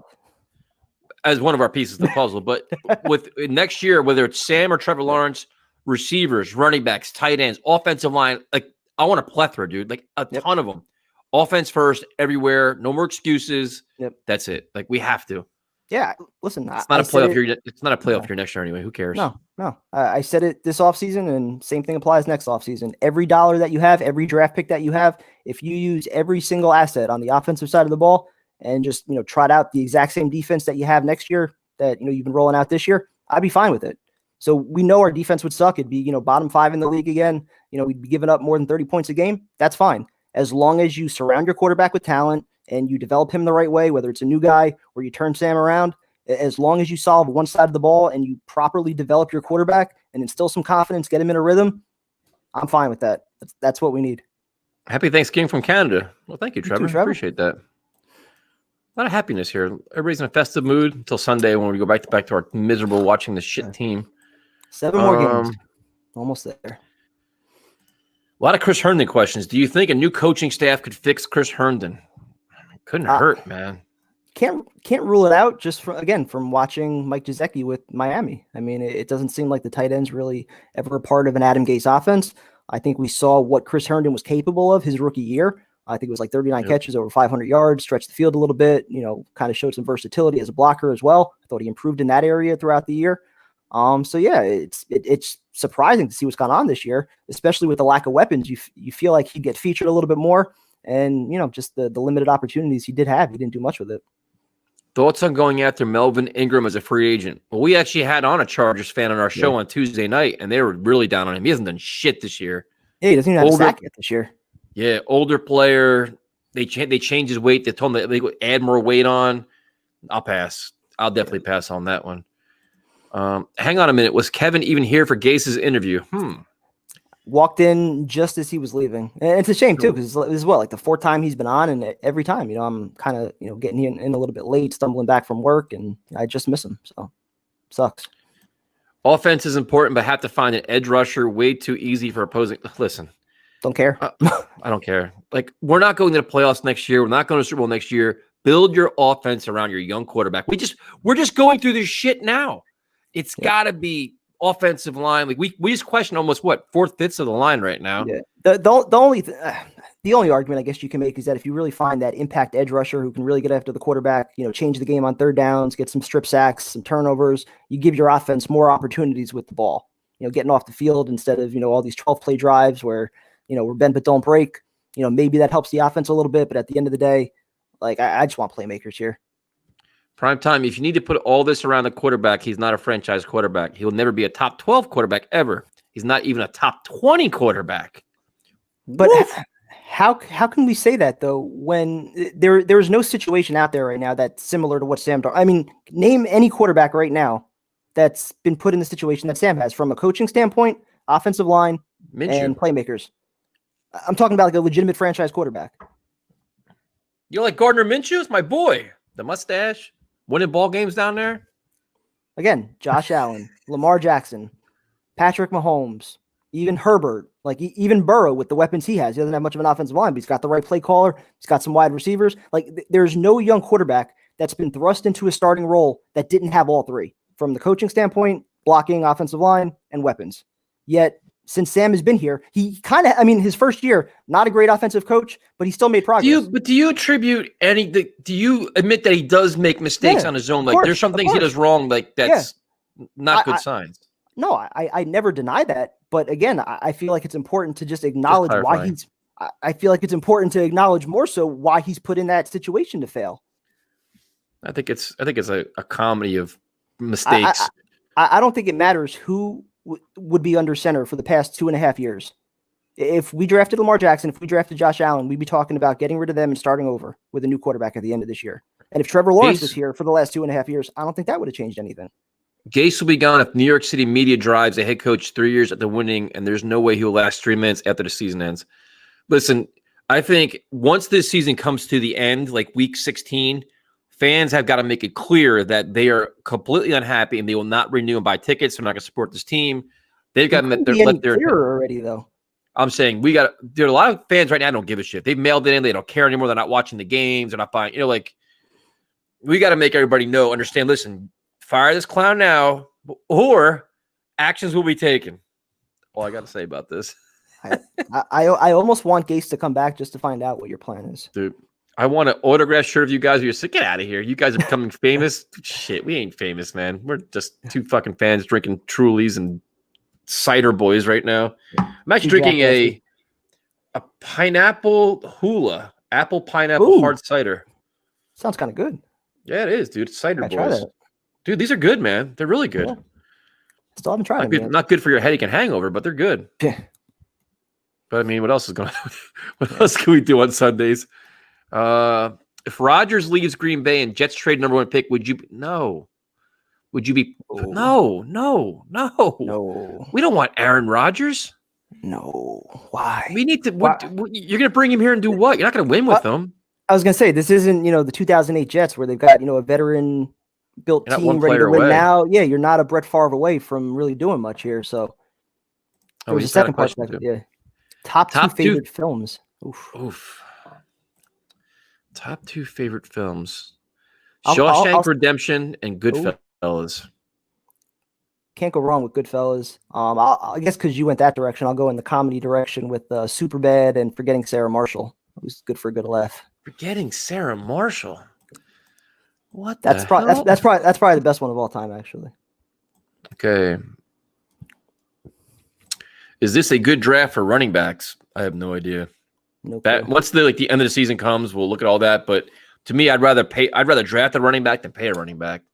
I heard this year's receivers class is supposed to be good, just as good as last year. So was last year's. That worked out well for us. Yeah, exactly. How much faith do you have in Bryce Huff? I mean, this is his first year, man. You got to give him time to. You know how much faith I have? Enough faith to let him play a lot the next 7 games.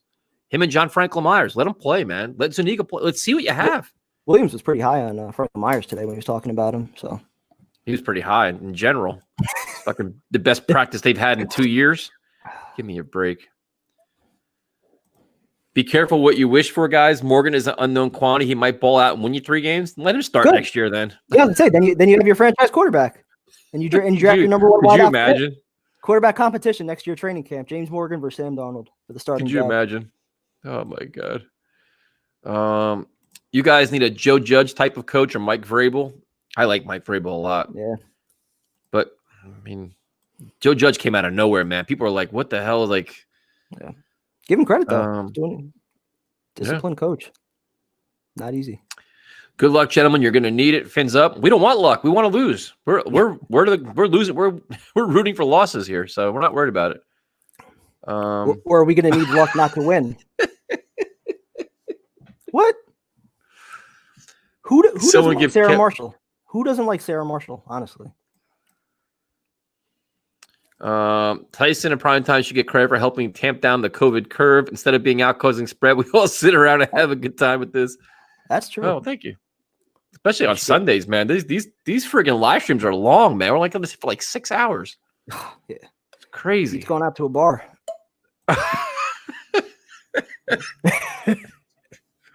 Who the hell doesn't like Forgetting Sarah Marshall? Honestly.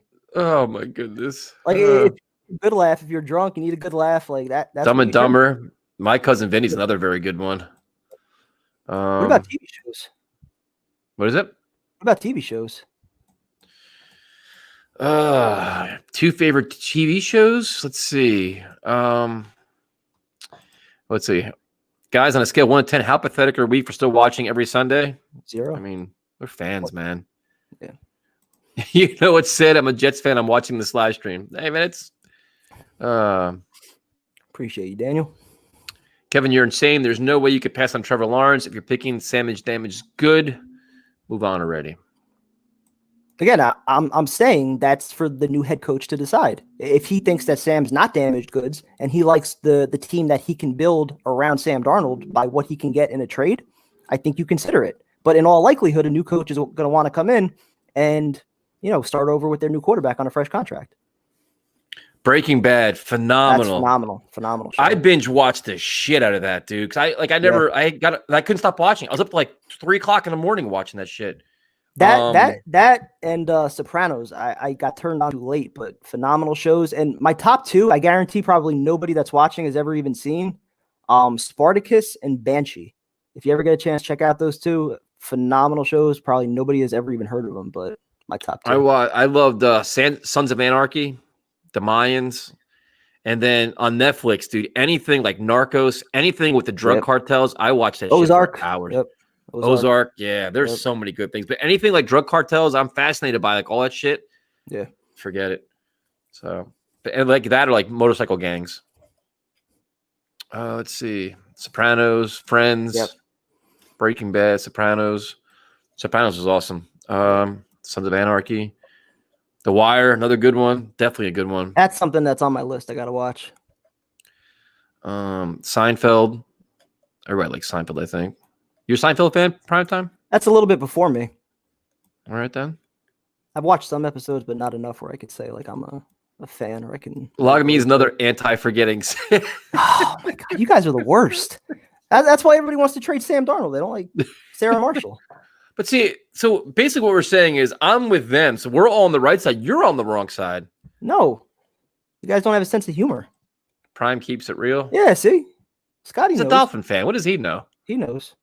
Stop making excuses for Sam. He's not a rookie. It's not excuse. It's facts. I mean, we're asking this kid to put the team on his back when nothing around him has been consistent. We want him to be consistent, but nothing around him has been consistent. Tyson, do you remember the Jets tight end by the name of Johnny Mitchell? Number 86. I do remember him very well. All the talent in the world and didn't pan out. Yep. I also remember the year where they had, what was it? Ryan Yarborough and Stevie Anderson at wide receiver. They had just a mismatch of shit. And Boomer Esiason, like, I don't know how he didn't survive, but they lined and they tried to sell it to us too. Like the receivers were horrendous. Yeah. It was like, how do you even? Johnny Mitchell was right after Mickey Schuler, right? Or a little bit after that. Yeah, he had so much talent. He had a couple of big. I think he had I forget. It was like a big game against the Dolphins. He had some great games. He had so much talent, dude. But it's just fucking painful. So many of those players we've had over the years. Yep. Dustin Keller was another one. Did you guys watch The Last Dance? I just finished it. Thought it was great. Michael Jordan, I guess he's talking about. Oh yeah, yep. I watched that. That was really good.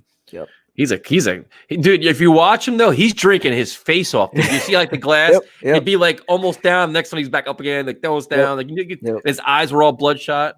It's like us. Yeah, just need his money. Let's see. Forrest Gump, Boogie Nights, Walking Dead. I didn't never watch Walking Dead. I watched some of the early season. And it was hard to stay into it. Banshee. Yep. Best series by far. If you like Ozark and Narcos and all those, you would fucking love Banshee. Narcos, and then it's Narcos. Like, was it Mexico? The other one was like another Narcos too. It's really good Narcos too. Mexico. Yeah. Yeah, it was really. I started that one, but it was hard to stay into that one too. Not the same cast and everything. Prison Break was really good too, man. I love Prison Break the first time when they added came back. It wasn't. You know, which was a weird fucking show that lasted about 5 segments.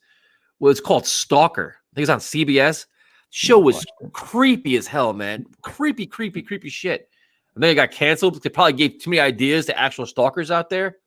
It was a weird ass show, though, man. Prime time. You think after your movie picks that we're going to listen to your show picks? Messed up. Let's see. I approve Goodfellas too.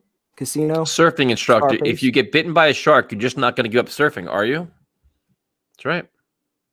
I am. Come on, man. Fuck that. Sons of Anarchy was great. All right, we covered all our TV shows. Best movie ever is Shawshank Redemption. Prime time. Are you a South Park guy? I am actually. I mean, I don't like watch it still religiously anymore. I mean, growing up, I used to watch it all the time, but now it's like, if you're drunk or high at the end of the night, turn it on for a few episodes. Yeah, Same thing with Family Guy. I like that humor though. Yeah. You don't see that much nowadays. Primetime watches The Crown. The fuck is that? Is that like The Bachelor or something? I have no idea. I do. I'll give you some. Oh, I love this movie. I love Casino. I watch it all the time too. Yep. You know what? I watched I watched that Love After Lockup shit because just see how fucked up this world really is.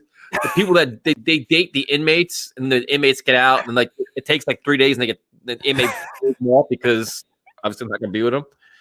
Any shit that I get for Sarah Marshall, you fucking watching Love After Lockdown? It's so predictable. Like the one girl is like a really good looking girl, and she's dating like a 48-year-old dude, fat belly, all this shit. And he gave her like $30,000 or $40,000 while she was in jail. He bought a house out in like Tennessee or some shit for her. Within 3 days. She's like, "Yeah, I'm not attracted to you." Like he was like, "I'm so devastated." Like, bro, you couldn't see this. And then like the one who's always known for running away, never showing up for a court case. This guy put a $50,000 bond down for her for a bail bond and make sure she shows up. The day before she goes to court, she fucking bails on him. 50 grand, dude. So now he's having like a heart attack. He's all like, I'm like, dude, Jesus. It makes me feel better like sometimes. Like, dude, there's people that are just so like what's the Jersey Shore? Yeah. Dude, I watch the Jersey Shore, man. Come on. Me too. I grew up with that in college. I mean, that was my shit in college. We see these. They live like. I was actually there when they were filming for like season 1 for a couple episodes, just hanging out on the boardwalk. Yeah, they were in Manalapan. I was there a bunch of times. They were in Seaside filming at like what the hell is that place? The Mexican place they're always at. So yeah, Jersey Shore, dude. I like it. Listen, friends, like they're all good, man. They're all when the camera's not around, they're all really really cool people. They do a lot of shit in the community. A lot more people realize. You guys didn't know that Tyson does the GTL before every episode on Sunday? All right, just for that, here you go. Primetime spritzers. Keeps the hangover. Adam Gase's favorite show is Mr. Ed. Well played. Very well played there. That's good. Oh, shit. Let's see. Deadwood. Oh, did the Knicks get Hayward? Did they? Fuck. I hope not. They did. That was like the last guy that I wanted. That's the last guy that I wanted. I fear what kind of money they gave him. This fucking team. Probably just cleared the max deal. They cleared all that cap space out. They cleared out $45 million in cap space, too, for him. Yep, I guess so. Man. What do we do? Can we get a point guard? Oh my god. I don't see anything official yet, but unless I'm just missing it. How about worst movies of all time? Rocky 5. I don't know if I have a worst. I don't think I have any. I'm trying to think of something like I really hated. Hoosiers, another good one. Two great sports movies. Hoosiers and Rudy are both phenomenal. I mean, how can you not like Rudy, man? Yeah. I mean, the best. I mean, aside from the school he plays at, I mean, yeah, I mean, it's just a legendary school. That's what college football's all about, right there. Inglourious Bastards, another great movie. You got to put Remember the Titans in there. That's another good one.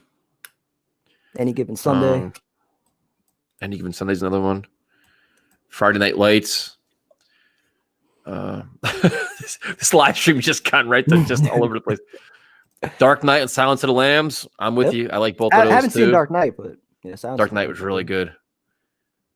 Knicks are going to sign Hayward and trade for Westbrook. I mean, that's like exactly what you don't want to do. Both things you don't want to do. I'll never understand the risk. I don't mind embrace the rebuild. For what reason? We've been rebuilding with the Jets for the last 10 years. I mean, we've been in the same rebuild situation the Jets have been in. But just go young, dude. Let all these young kids play. They have a good coach finally. We've been saying that for years, though. But dude, with all shitty players. I want to see competitive basketball. At this I can give a fuck, dude. Give me 5 young guys running around figuring it out.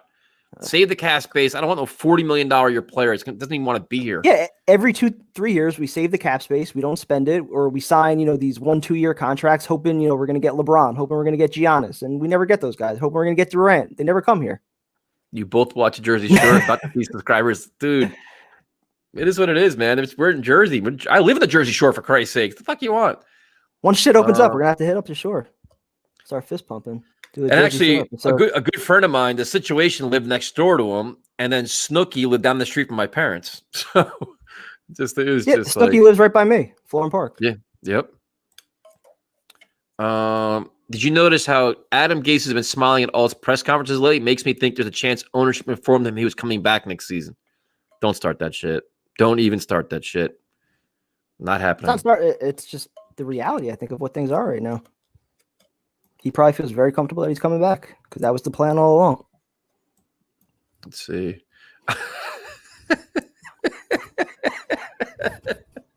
Man, I don't even know what that is. It's playing on his DVR right now. Kevin watching South Park High Call is very true. Man, listen, man. Back in the day. Yes, he did. He did, but he is he's changed his life around, man. He's doing a lot of really good shit for a lot of people, man. He goes to a lot of rehabilitation centers. He does a lot for mental health people. He does a lot of shit, man. A lot that more than people realize. Yeah. I was gonna say, like, just his persona from like the early seasons to the last like few that they've done. I mean, completely different person. Yeah. Yep. Do you guys think we blew it with the Austin Seferian-Jenkins? That guy was great. I mean, he's been in trouble too, hasn't he? Well, I was gonna say he signed for 2 years, I think like $8 million with Jacksonville, and they cut him, I think, midway through the first year, and then he got picked up by somebody who was cut right away after that, and I haven't heard his name since. So I don't think they blew it at all with him. You guys are not selling your neighborhoods, just saying. I don't care. Got nothing to sell. I'm 2 towns over from Florham Park where the Jets practice, so what do I have to sell? Yeah, I live 20 minutes from the beach. I can give a shit. Let's see. Hayward is not signed with the Knicks. He's supposedly going to the Pacers. Thank God. Oh, all right, good. So now just get Westbrook in here. Nothing to do with him. No Westbrook either. Come on, man. You're part of the problem too now. Give me Westbrook. Why? Guy's a beast. Primetime has seen Forgetting Sarah Marshall, but not The Dark Knight. You'd be surprised at some of the movies that, for whatever reason, I haven't seen yet. Hey, Primetime, if you like Banshee, you should watch The Boys on Amazon Prime. Oh, all right. I got to check that out. Yeah, because the actor who plays Lucas Hood, Anthony Starr, he's phenomenal in that series. So, yeah, I'll check that out. I mean, the Knicks need a point guard for fucking 5 years. That's what I'm saying. Go get Westbrook. Come on, man. But a young one. Oh, let's get be here for like the next 20 years. He's 31 years old. Dude, you know how many miles are on his tires, man? Oh, stop it. It's basketball. Stop it. Yeah, it is basketball. It's not football. You get old fast. Oh, stop. That's ridiculous. We're fighting about There we go. Always representing pork roll. You know the deal. Knicks need a point guard. I think we did that one already. Broadway Empire. Are we talking about Boardwalk Empire? Yeah, I guess so. I've never heard Boardwalk Empire was good. I watched all 5 or 6 seasons of that. Primetime is definitely a big Dancing with the Stars fan. There's a good one. Hey, this is where this live stream has gone to, man. Brutal. Poor Sam. I have Chester's poster on my wall. Respect to Lincoln Park Tyson. Yeah, that was tough for me too, man. There's a couple of them that hit you when those kind of things happen, which are so crazy and unfortunate and just shocking. That one got me. Chris Cornell got me. The hell's the guy that eats the food? Anthony Bourdain. Anthony Bourdain. Yep. There's a couple of them, man, where it's just like, geez, it's just like the Chester Bennington one. That one set me back a little bit. That was a rough one. Let's see here. Top 5 bands for each. Tyson, thanks for turning me on to Shinedown. You want to indie cult? A really cool thing with Shinedown, look up Smith & Meyer's Starland Ballroom acoustic. They did it last year and the year before. Somebody filmed it. It is phenomenal. It is, if you like Shinedown, their Smith & Meyer's acoustic is fucking, they are one of the best live acts going right now. But Primetime, your top 5 bands. Believe it or not, I'm not like, this is probably crazy, I'm not like a huge music guy. I mean, I listen to Linkin Park like you, Chili Peppers. Believe it or not, growing up, you would never guess this. My number 1 artist, Tupac. Always with the headphones on, listening to Tupac. So your top 5 musicians then. I'll let you do musicians. So yeah, I mean, Linkin Park, Chili Peppers, Tupac would be in there. Definitely throw Lil Wayne in there, and then maybe Eminem. I'm a rap guy. I'd go Linkin Park, I mean, not time. No specific order. I do Linkin Park, Shine Down, System of a Down. I'm a big Killswitch Engage fan. How many is that? Linkin Park, Shine Down. I mean, Metallica.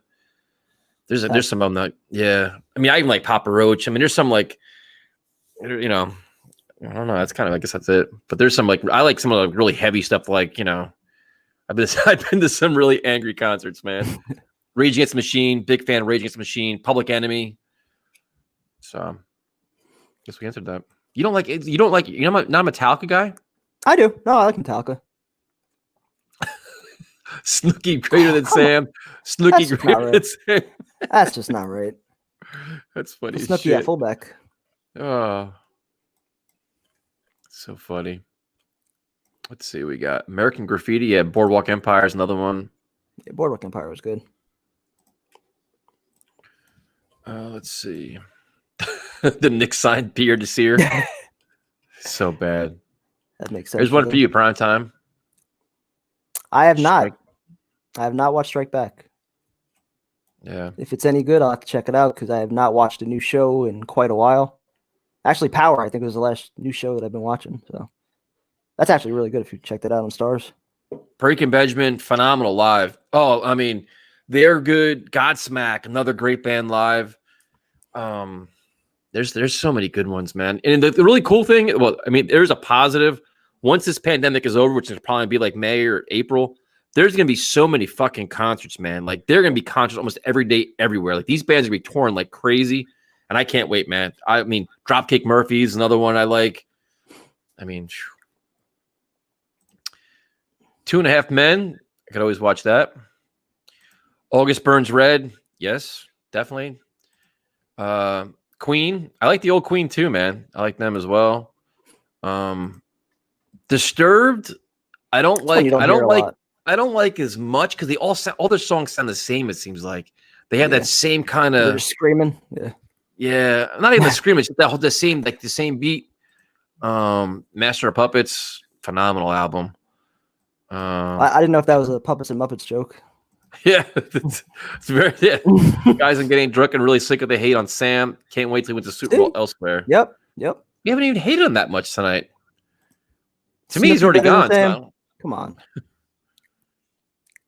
I can't wait to see. Yeah, dude, I cannot wait for live concerts, man. I just can't wait. Like, we live like the Stone Pony here in the summertime is such a phenomenal venue. You have the PNC Arts Center. You have Starland Ballroom. There's so many great places where they're like kind of quaint, like you're just great concert halls. It's brutal, man. Bruce Springsteen, new album out. Dude, he's amazing. Like, for his age, he has still the fire and passion and still cranking out shit. It's amazing. I'm not even a Bruce fan, really. I only like his popular songs. Yep, Starland Ballroom, one of my favorite places. My two favorite places in Jersey in terms of hanging out is Starland Ballroom and Stone Pony. Love those. Absolutely awesome places. Never been. All right, back at Prime Time again. You've never been. Wait, hold on a second. Before we go to this comment, you did what? You've never been to Starland Ballroom? Nope. And never been to Stone Pony? Never been to a live concert.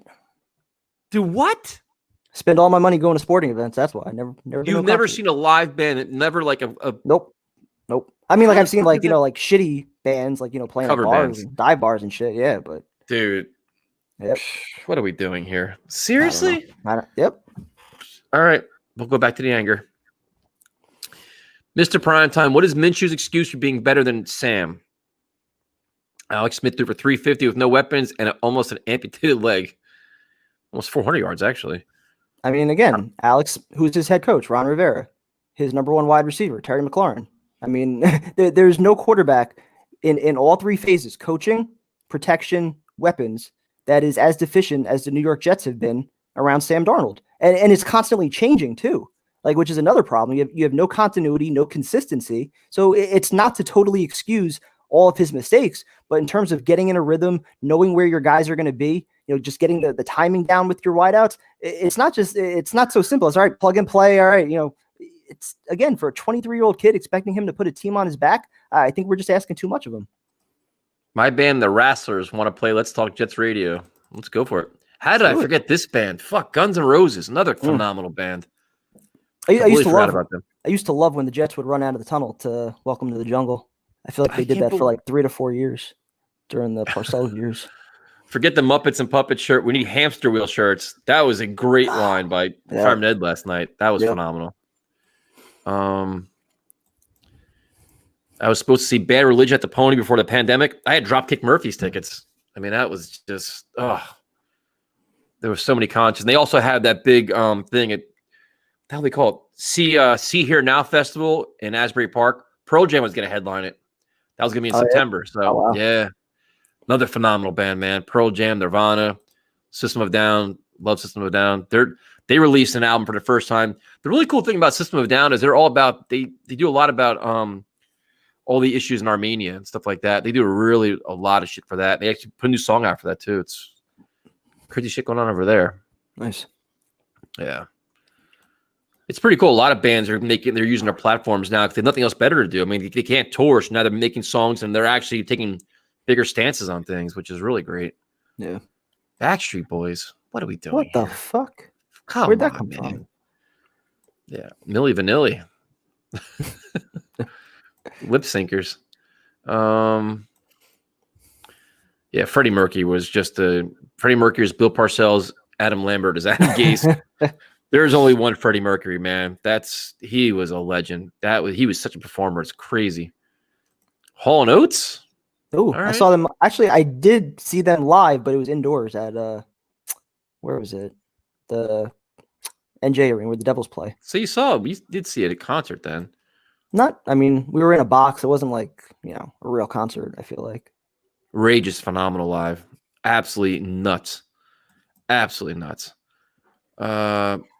I'm with you, Romeo. So was I. I had tickets for that as well. Lincoln Park, Blink-182. That's crazy. Crazy. Did you hear about Lincoln Park playing randomly in New York City? Yes, they actually broadcasted it. There's actually videos on YouTube. You can see it. Yeah, they did all kinds of crazy shit, man. I didn't even see that. Yeah. Sex Pistols. I love rock. I love punk rock, man. I like alternative, crazy, angry. Is there any band that you don't know? Dude, I love music. You know who one is this one's gonna surprise you. What the hell is it? Oh shit, where's my phone at? This song is the wildest song. Oh no. Hold on a second. I know the band. Make sure I don't fuck the name up though. This one, dude, is just out of control. And I'm sure people know it. Falling in Reverse. Popular Monster. Check it out. I've been on this band for about a year now. Dude, Falling in Reverse, Popular Monster is the wildest fucking song ever. They have like 4 or 5 songs. Try it out. Dude, it's crazy. It goes from like a rap song to like rock to like angry rock back to, tell you, Falling in Reverse, Popular Monster. Try it out. Kind of stuff. It's wild, dude. Wild shit. Korn, phenomenal live. Let's see. We're going to get to 311's another good one. You smoke a lot of weed though. You get the secondary smoke. You'll be out of your gourd. I saw them at Stone Pony, dude. It was nuts. Oh, yeah. Falling in Reverse, man. I'm telling you. I'll check it out. If you ever watched Chester, yes, I did. I was a big Chester Bennington fan, man. With STP, it was weird because I liked Scott Weiland a lot, who was a complete mess. They're good though. I liked them. Stone Temple Pilots with Scott Weiland was really good, but he was always just so fucked up. He can never. His concerts, like you don't know if what kind of concert you're going to get. Like I saw him. I think I saw Stone Temple Pilots 4 times, and 3 of the 4 he was like fucking the words up to the songs. It's like, dude, wow. They come on stage late, and you could tell like halfway, and you're like, dude, this guy's out of his mind. Like he was so just cracked out. Another good one, 5 Finger Death Punch, very good. Prime time, we gotta get you out, man. We gotta go to concerts here. I don't listen to much music except when I'm jogging. Come on, man. I've actually seen Limp Bizkit too. They used to do all these big, what the hell was it called? It was called not Family Value. Yeah, it was called Family Values. The big tour. They used to do that. Let's talk bands radio. I know this is what it's turned into. I don't know what happens here. Anything's better than the X's and O's. Yeah. How was your preview show? Oh, it was great, man. We talked about Lincoln Park. We talked about Valentina TV Shevchenko. shows, movies. Stained. Talk about a really talented guy, man. Aaron Lewis is super talented. He sings for Stain, but he does like his own country stuff by himself. Dude, but he smokes a shitload of weed, dude. Like he comes on stage, his eyes are almost closed, but he sings for like 2 hours. I don't know how people like be able to perform like that. Dude, he's just Black Sabbath, another good one with Ozzy. I wasn't like with Ronnie James Dio is a little bit different, but Ozzy was just. And you know what the weird thing about Ozzy is? Here's a good one for you. Is he'll come out on stage. I used to go to Ozfest every year. I was a big fan of Ozzy Osbourne. He'd come on stage and he would talk, dude. Like he talk to the crowd. You couldn't understand a fucking word he was saying. He'd be like, and you're like, oh God, like, is he drunk? Is he high? Yeah. The minute the music started, he was crystal clear every song. Dude, it was the weird. If anybody's seen Ozzy, speak up. He'll talk, dude. You could be like, oh my God, like he's drunk. This show is gonna suck. We just spent $200 to come see this clown, dude. The best show, crystal clear, excellent lyrics every time. I saw him like 5 times. Every time is the same way. So what the fuck was going on? I don't know, dude. I don't know if it's like his accent or I don't know what it was. Scott Weiland with STP or Velvet Revolver. Oof. Dude, Velvet Revolver is really good too. I like STP a lot, man, but he just couldn't get his shit together. Primetime's a rap. I guess Primetime's into rap and I'm into rock. So I listen to a little bit of everything, but growing up it was more rap. Hootie and a Blowfish. They're a little bit older, a little bit more mellow. It's a little too mellow. But you could see some, like, I went to go see Train, and they were awesome too. Like, they're really good. And you know who was really good too? Matchbox 20. That lead singer from Matchbox 20. What's his Rob? What the hell is his name? Rob, whatever it is. Rob Thomas. Dude, really, really good. So whatever happened to Evanescence? I used to like them. I have a funny story about Evanescence. Evanescence opened up for Korn, which is a very difficult band to open up for when it's 95 degrees outside in the PNC Arts Center in New Jersey when you're tailgating for like 6 hours. Yeah. So Evanescence comes out and they're playing the most mellowest fucking love song shit. And you have Korn get ready to come on stage within 25 minutes. And dude, you're ready to like throw chairs and shit and break things.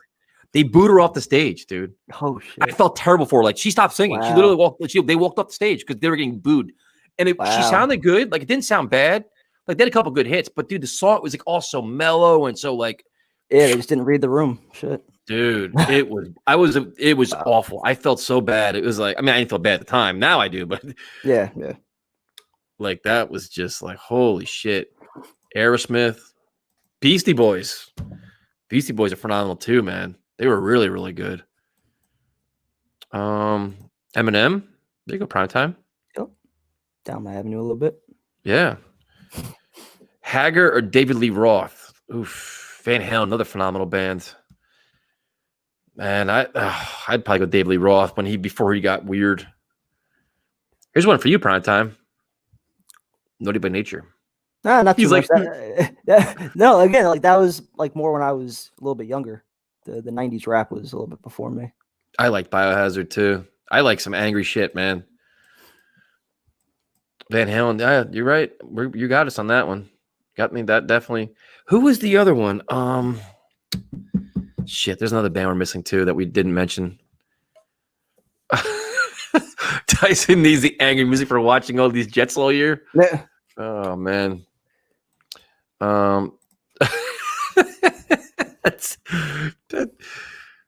He's got diverse taste here. That's all. New Kids on the Block. Fish. I'm not really like a Grateful Dead kind of like those. I respect all that stuff, but it's just not my thing. Like I saw what's his face, Dave Matthews. It was phenomenal. It was him and Carlos Santana. But dude, it was like a jam session, and it was like everybody just smoking so much weed. It was like just a big like hangout, and I was like, all right, like it was okay, but it was I don't know, not really my thing, I guess. Run DMC, Wu-Tang, Avenged Sevenfold was really good too, really really good. It's true. I'm surprised that Ozzy's alive too, man. I don't know how the hell he's still walking around. INXS, another good band. Slayer, Billy Joel. I like Billy Joel. Yeah. Gotta be in the right mood. But yeah. Yeah. But he was selling at Madison Square Garden like fucking every month for like a couple of years. He's got a lot of songs that you know too. Yeah. I think my sister was at his farewell concert at Shea. He's played like what 30 shows since then. The bastard. I know. I hate when they do that. Oh, it's our last tour, and you spend all the money, and it's like, Yep. Slipknot, phenomenal. Corey Taylor by himself is phenomenal. Let's see. Oh my God, dude! It was a preseason game. Destiny's Child played a preseason game. This sounds familiar. And dude, Destiny's Child, Tony Braxton, all them. Yeah. They came out for a preseason game. What We year go was in there. that? This was years ago, dude. Years ago. And it was like you're hammered, like out of your mind. And they come out and you're like, what the hell is this shit? Yeah. And they're dancing around. They're kind of like lip syncing, doing their thing. They got booed completely off the field. I do remember that. We laugh about it to this day. We were all there. We're like, what is this shit? I Then feel like years that's later, almost anyone who performs at halftime, though. They always get booed. only thing we wanted was frisbee dogs. Like the only thing we want to see is frisbee dogs. Only gotta thing bring every back. game. Yeah. Here you go. Here's some of your guys right here. Wu-Tang. ODB. Yep. Let's see. Let's see what we got here. A couple more. Megadeth. I like them as well. Slayer. Good. Oasis. Now there's so many good bands, man. It's hard to even go through all these. Can't believe we got to this point. The frisbee dogs. It was the biggest. It was the biggest. Oh my God. I used to love that as a kid.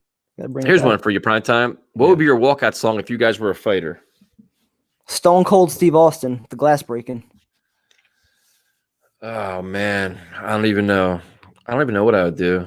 I'm not even sure. I don't even know. Volbeat, Muppets and Puppets.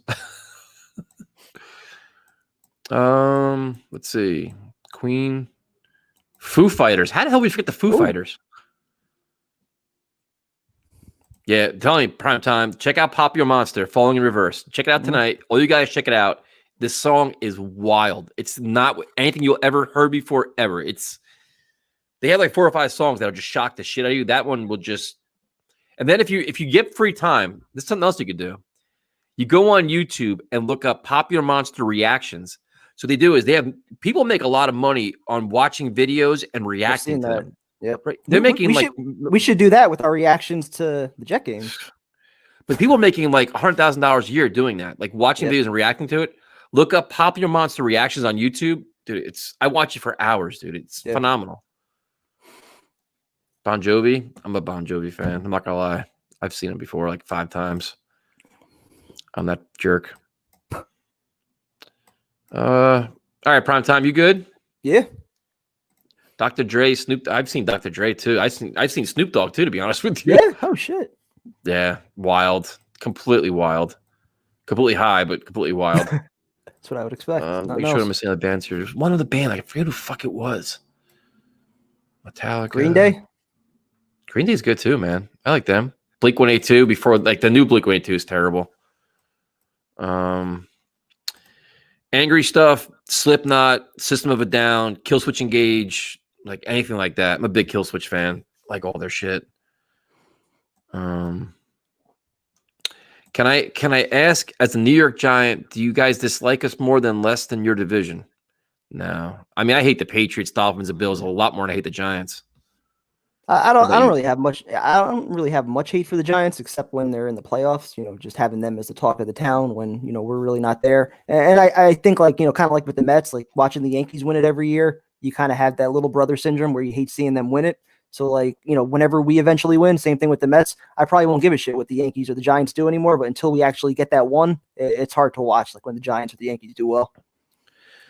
Okay, the Frisbee dog is the best halftime show in the world. What they do is they bring all these dogs on the field and they whip Frisbees like 30 or 40 yards, and the dogs will track it down and they always catch the goddamn Frisbee and they bring it back. It's like they're our best receivers. Okay. But like they'll throw and these dogs get airborne. They jump up like receivers and catch. Dude, it's the best halftime show. Yep. The Jets gives all this other bullshit we don't want to see, like throwing balls in the garbage cans and shit. Marching band. Oh, how did I forget Tool? That's what it was. Phenomenal. Tool is phenomenal. The weird thing about Tool is that the guy doesn't talk to the crowd. A lot of times the lead singer will stay in the dark and they just jam out and they play. Their sound is loud and it's impeccable. he never comes out of darkness. He just sings the whole time. It's fucking wild. You too. Frisbee talks better than Herndon. Yeah, Tool is phenomenal, man. Strange, but definitely phenomenal. Ah, shit, dude. What are you doing here? We've got Alice in Chains too. Oh shit. See, I don't know my music. Dude, Dio's a little bit older, but very good. Here we go. Falling in Reverse, fashionably late. Dude, Falling in Reverse has, what is it called? It's called what's it? Drugs, and there's another one. It's, dude, they had like 4 songs prime time. I'm gonna get you onto them. You're gonna like them. Right. What the hell is it? Losing My Mind is another one. The Drug Is in Me. It's good. Greatest wrestler ever, prime time. Stone Cold, without question. The Rock. All right, I think we've run our. Yeah, to get this guy's name. Yeah, Maynard. Weird ass dude, man. Weird ass dude. Weezer's another good one. Don Maynard.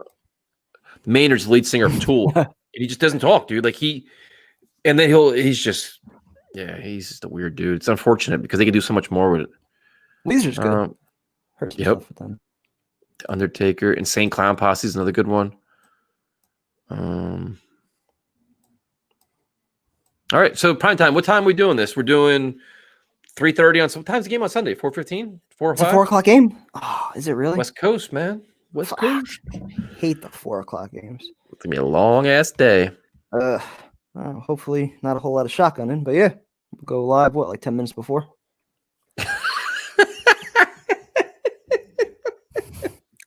That's a good one. That's the Adam Gase reference. Yeah, I was gonna say that's for Adam Gase, not me. Yep. Yeah, it wasn't definitely not messing with you. Thank you guys for joining us. We definitely appreciate. Thank you guys for watching the what's up? Shout out from hold on. We got a shout out here. Sorry. Shout out from Brooklyn. What's up, Brooklyn? What's up, JT? Thank you guys for watching the Fireman interview. We will see you guys what time? 3:45 on Sunday? Sounds good. All right, and we'll do that. Talk to you guys later. Later. This is like a hang.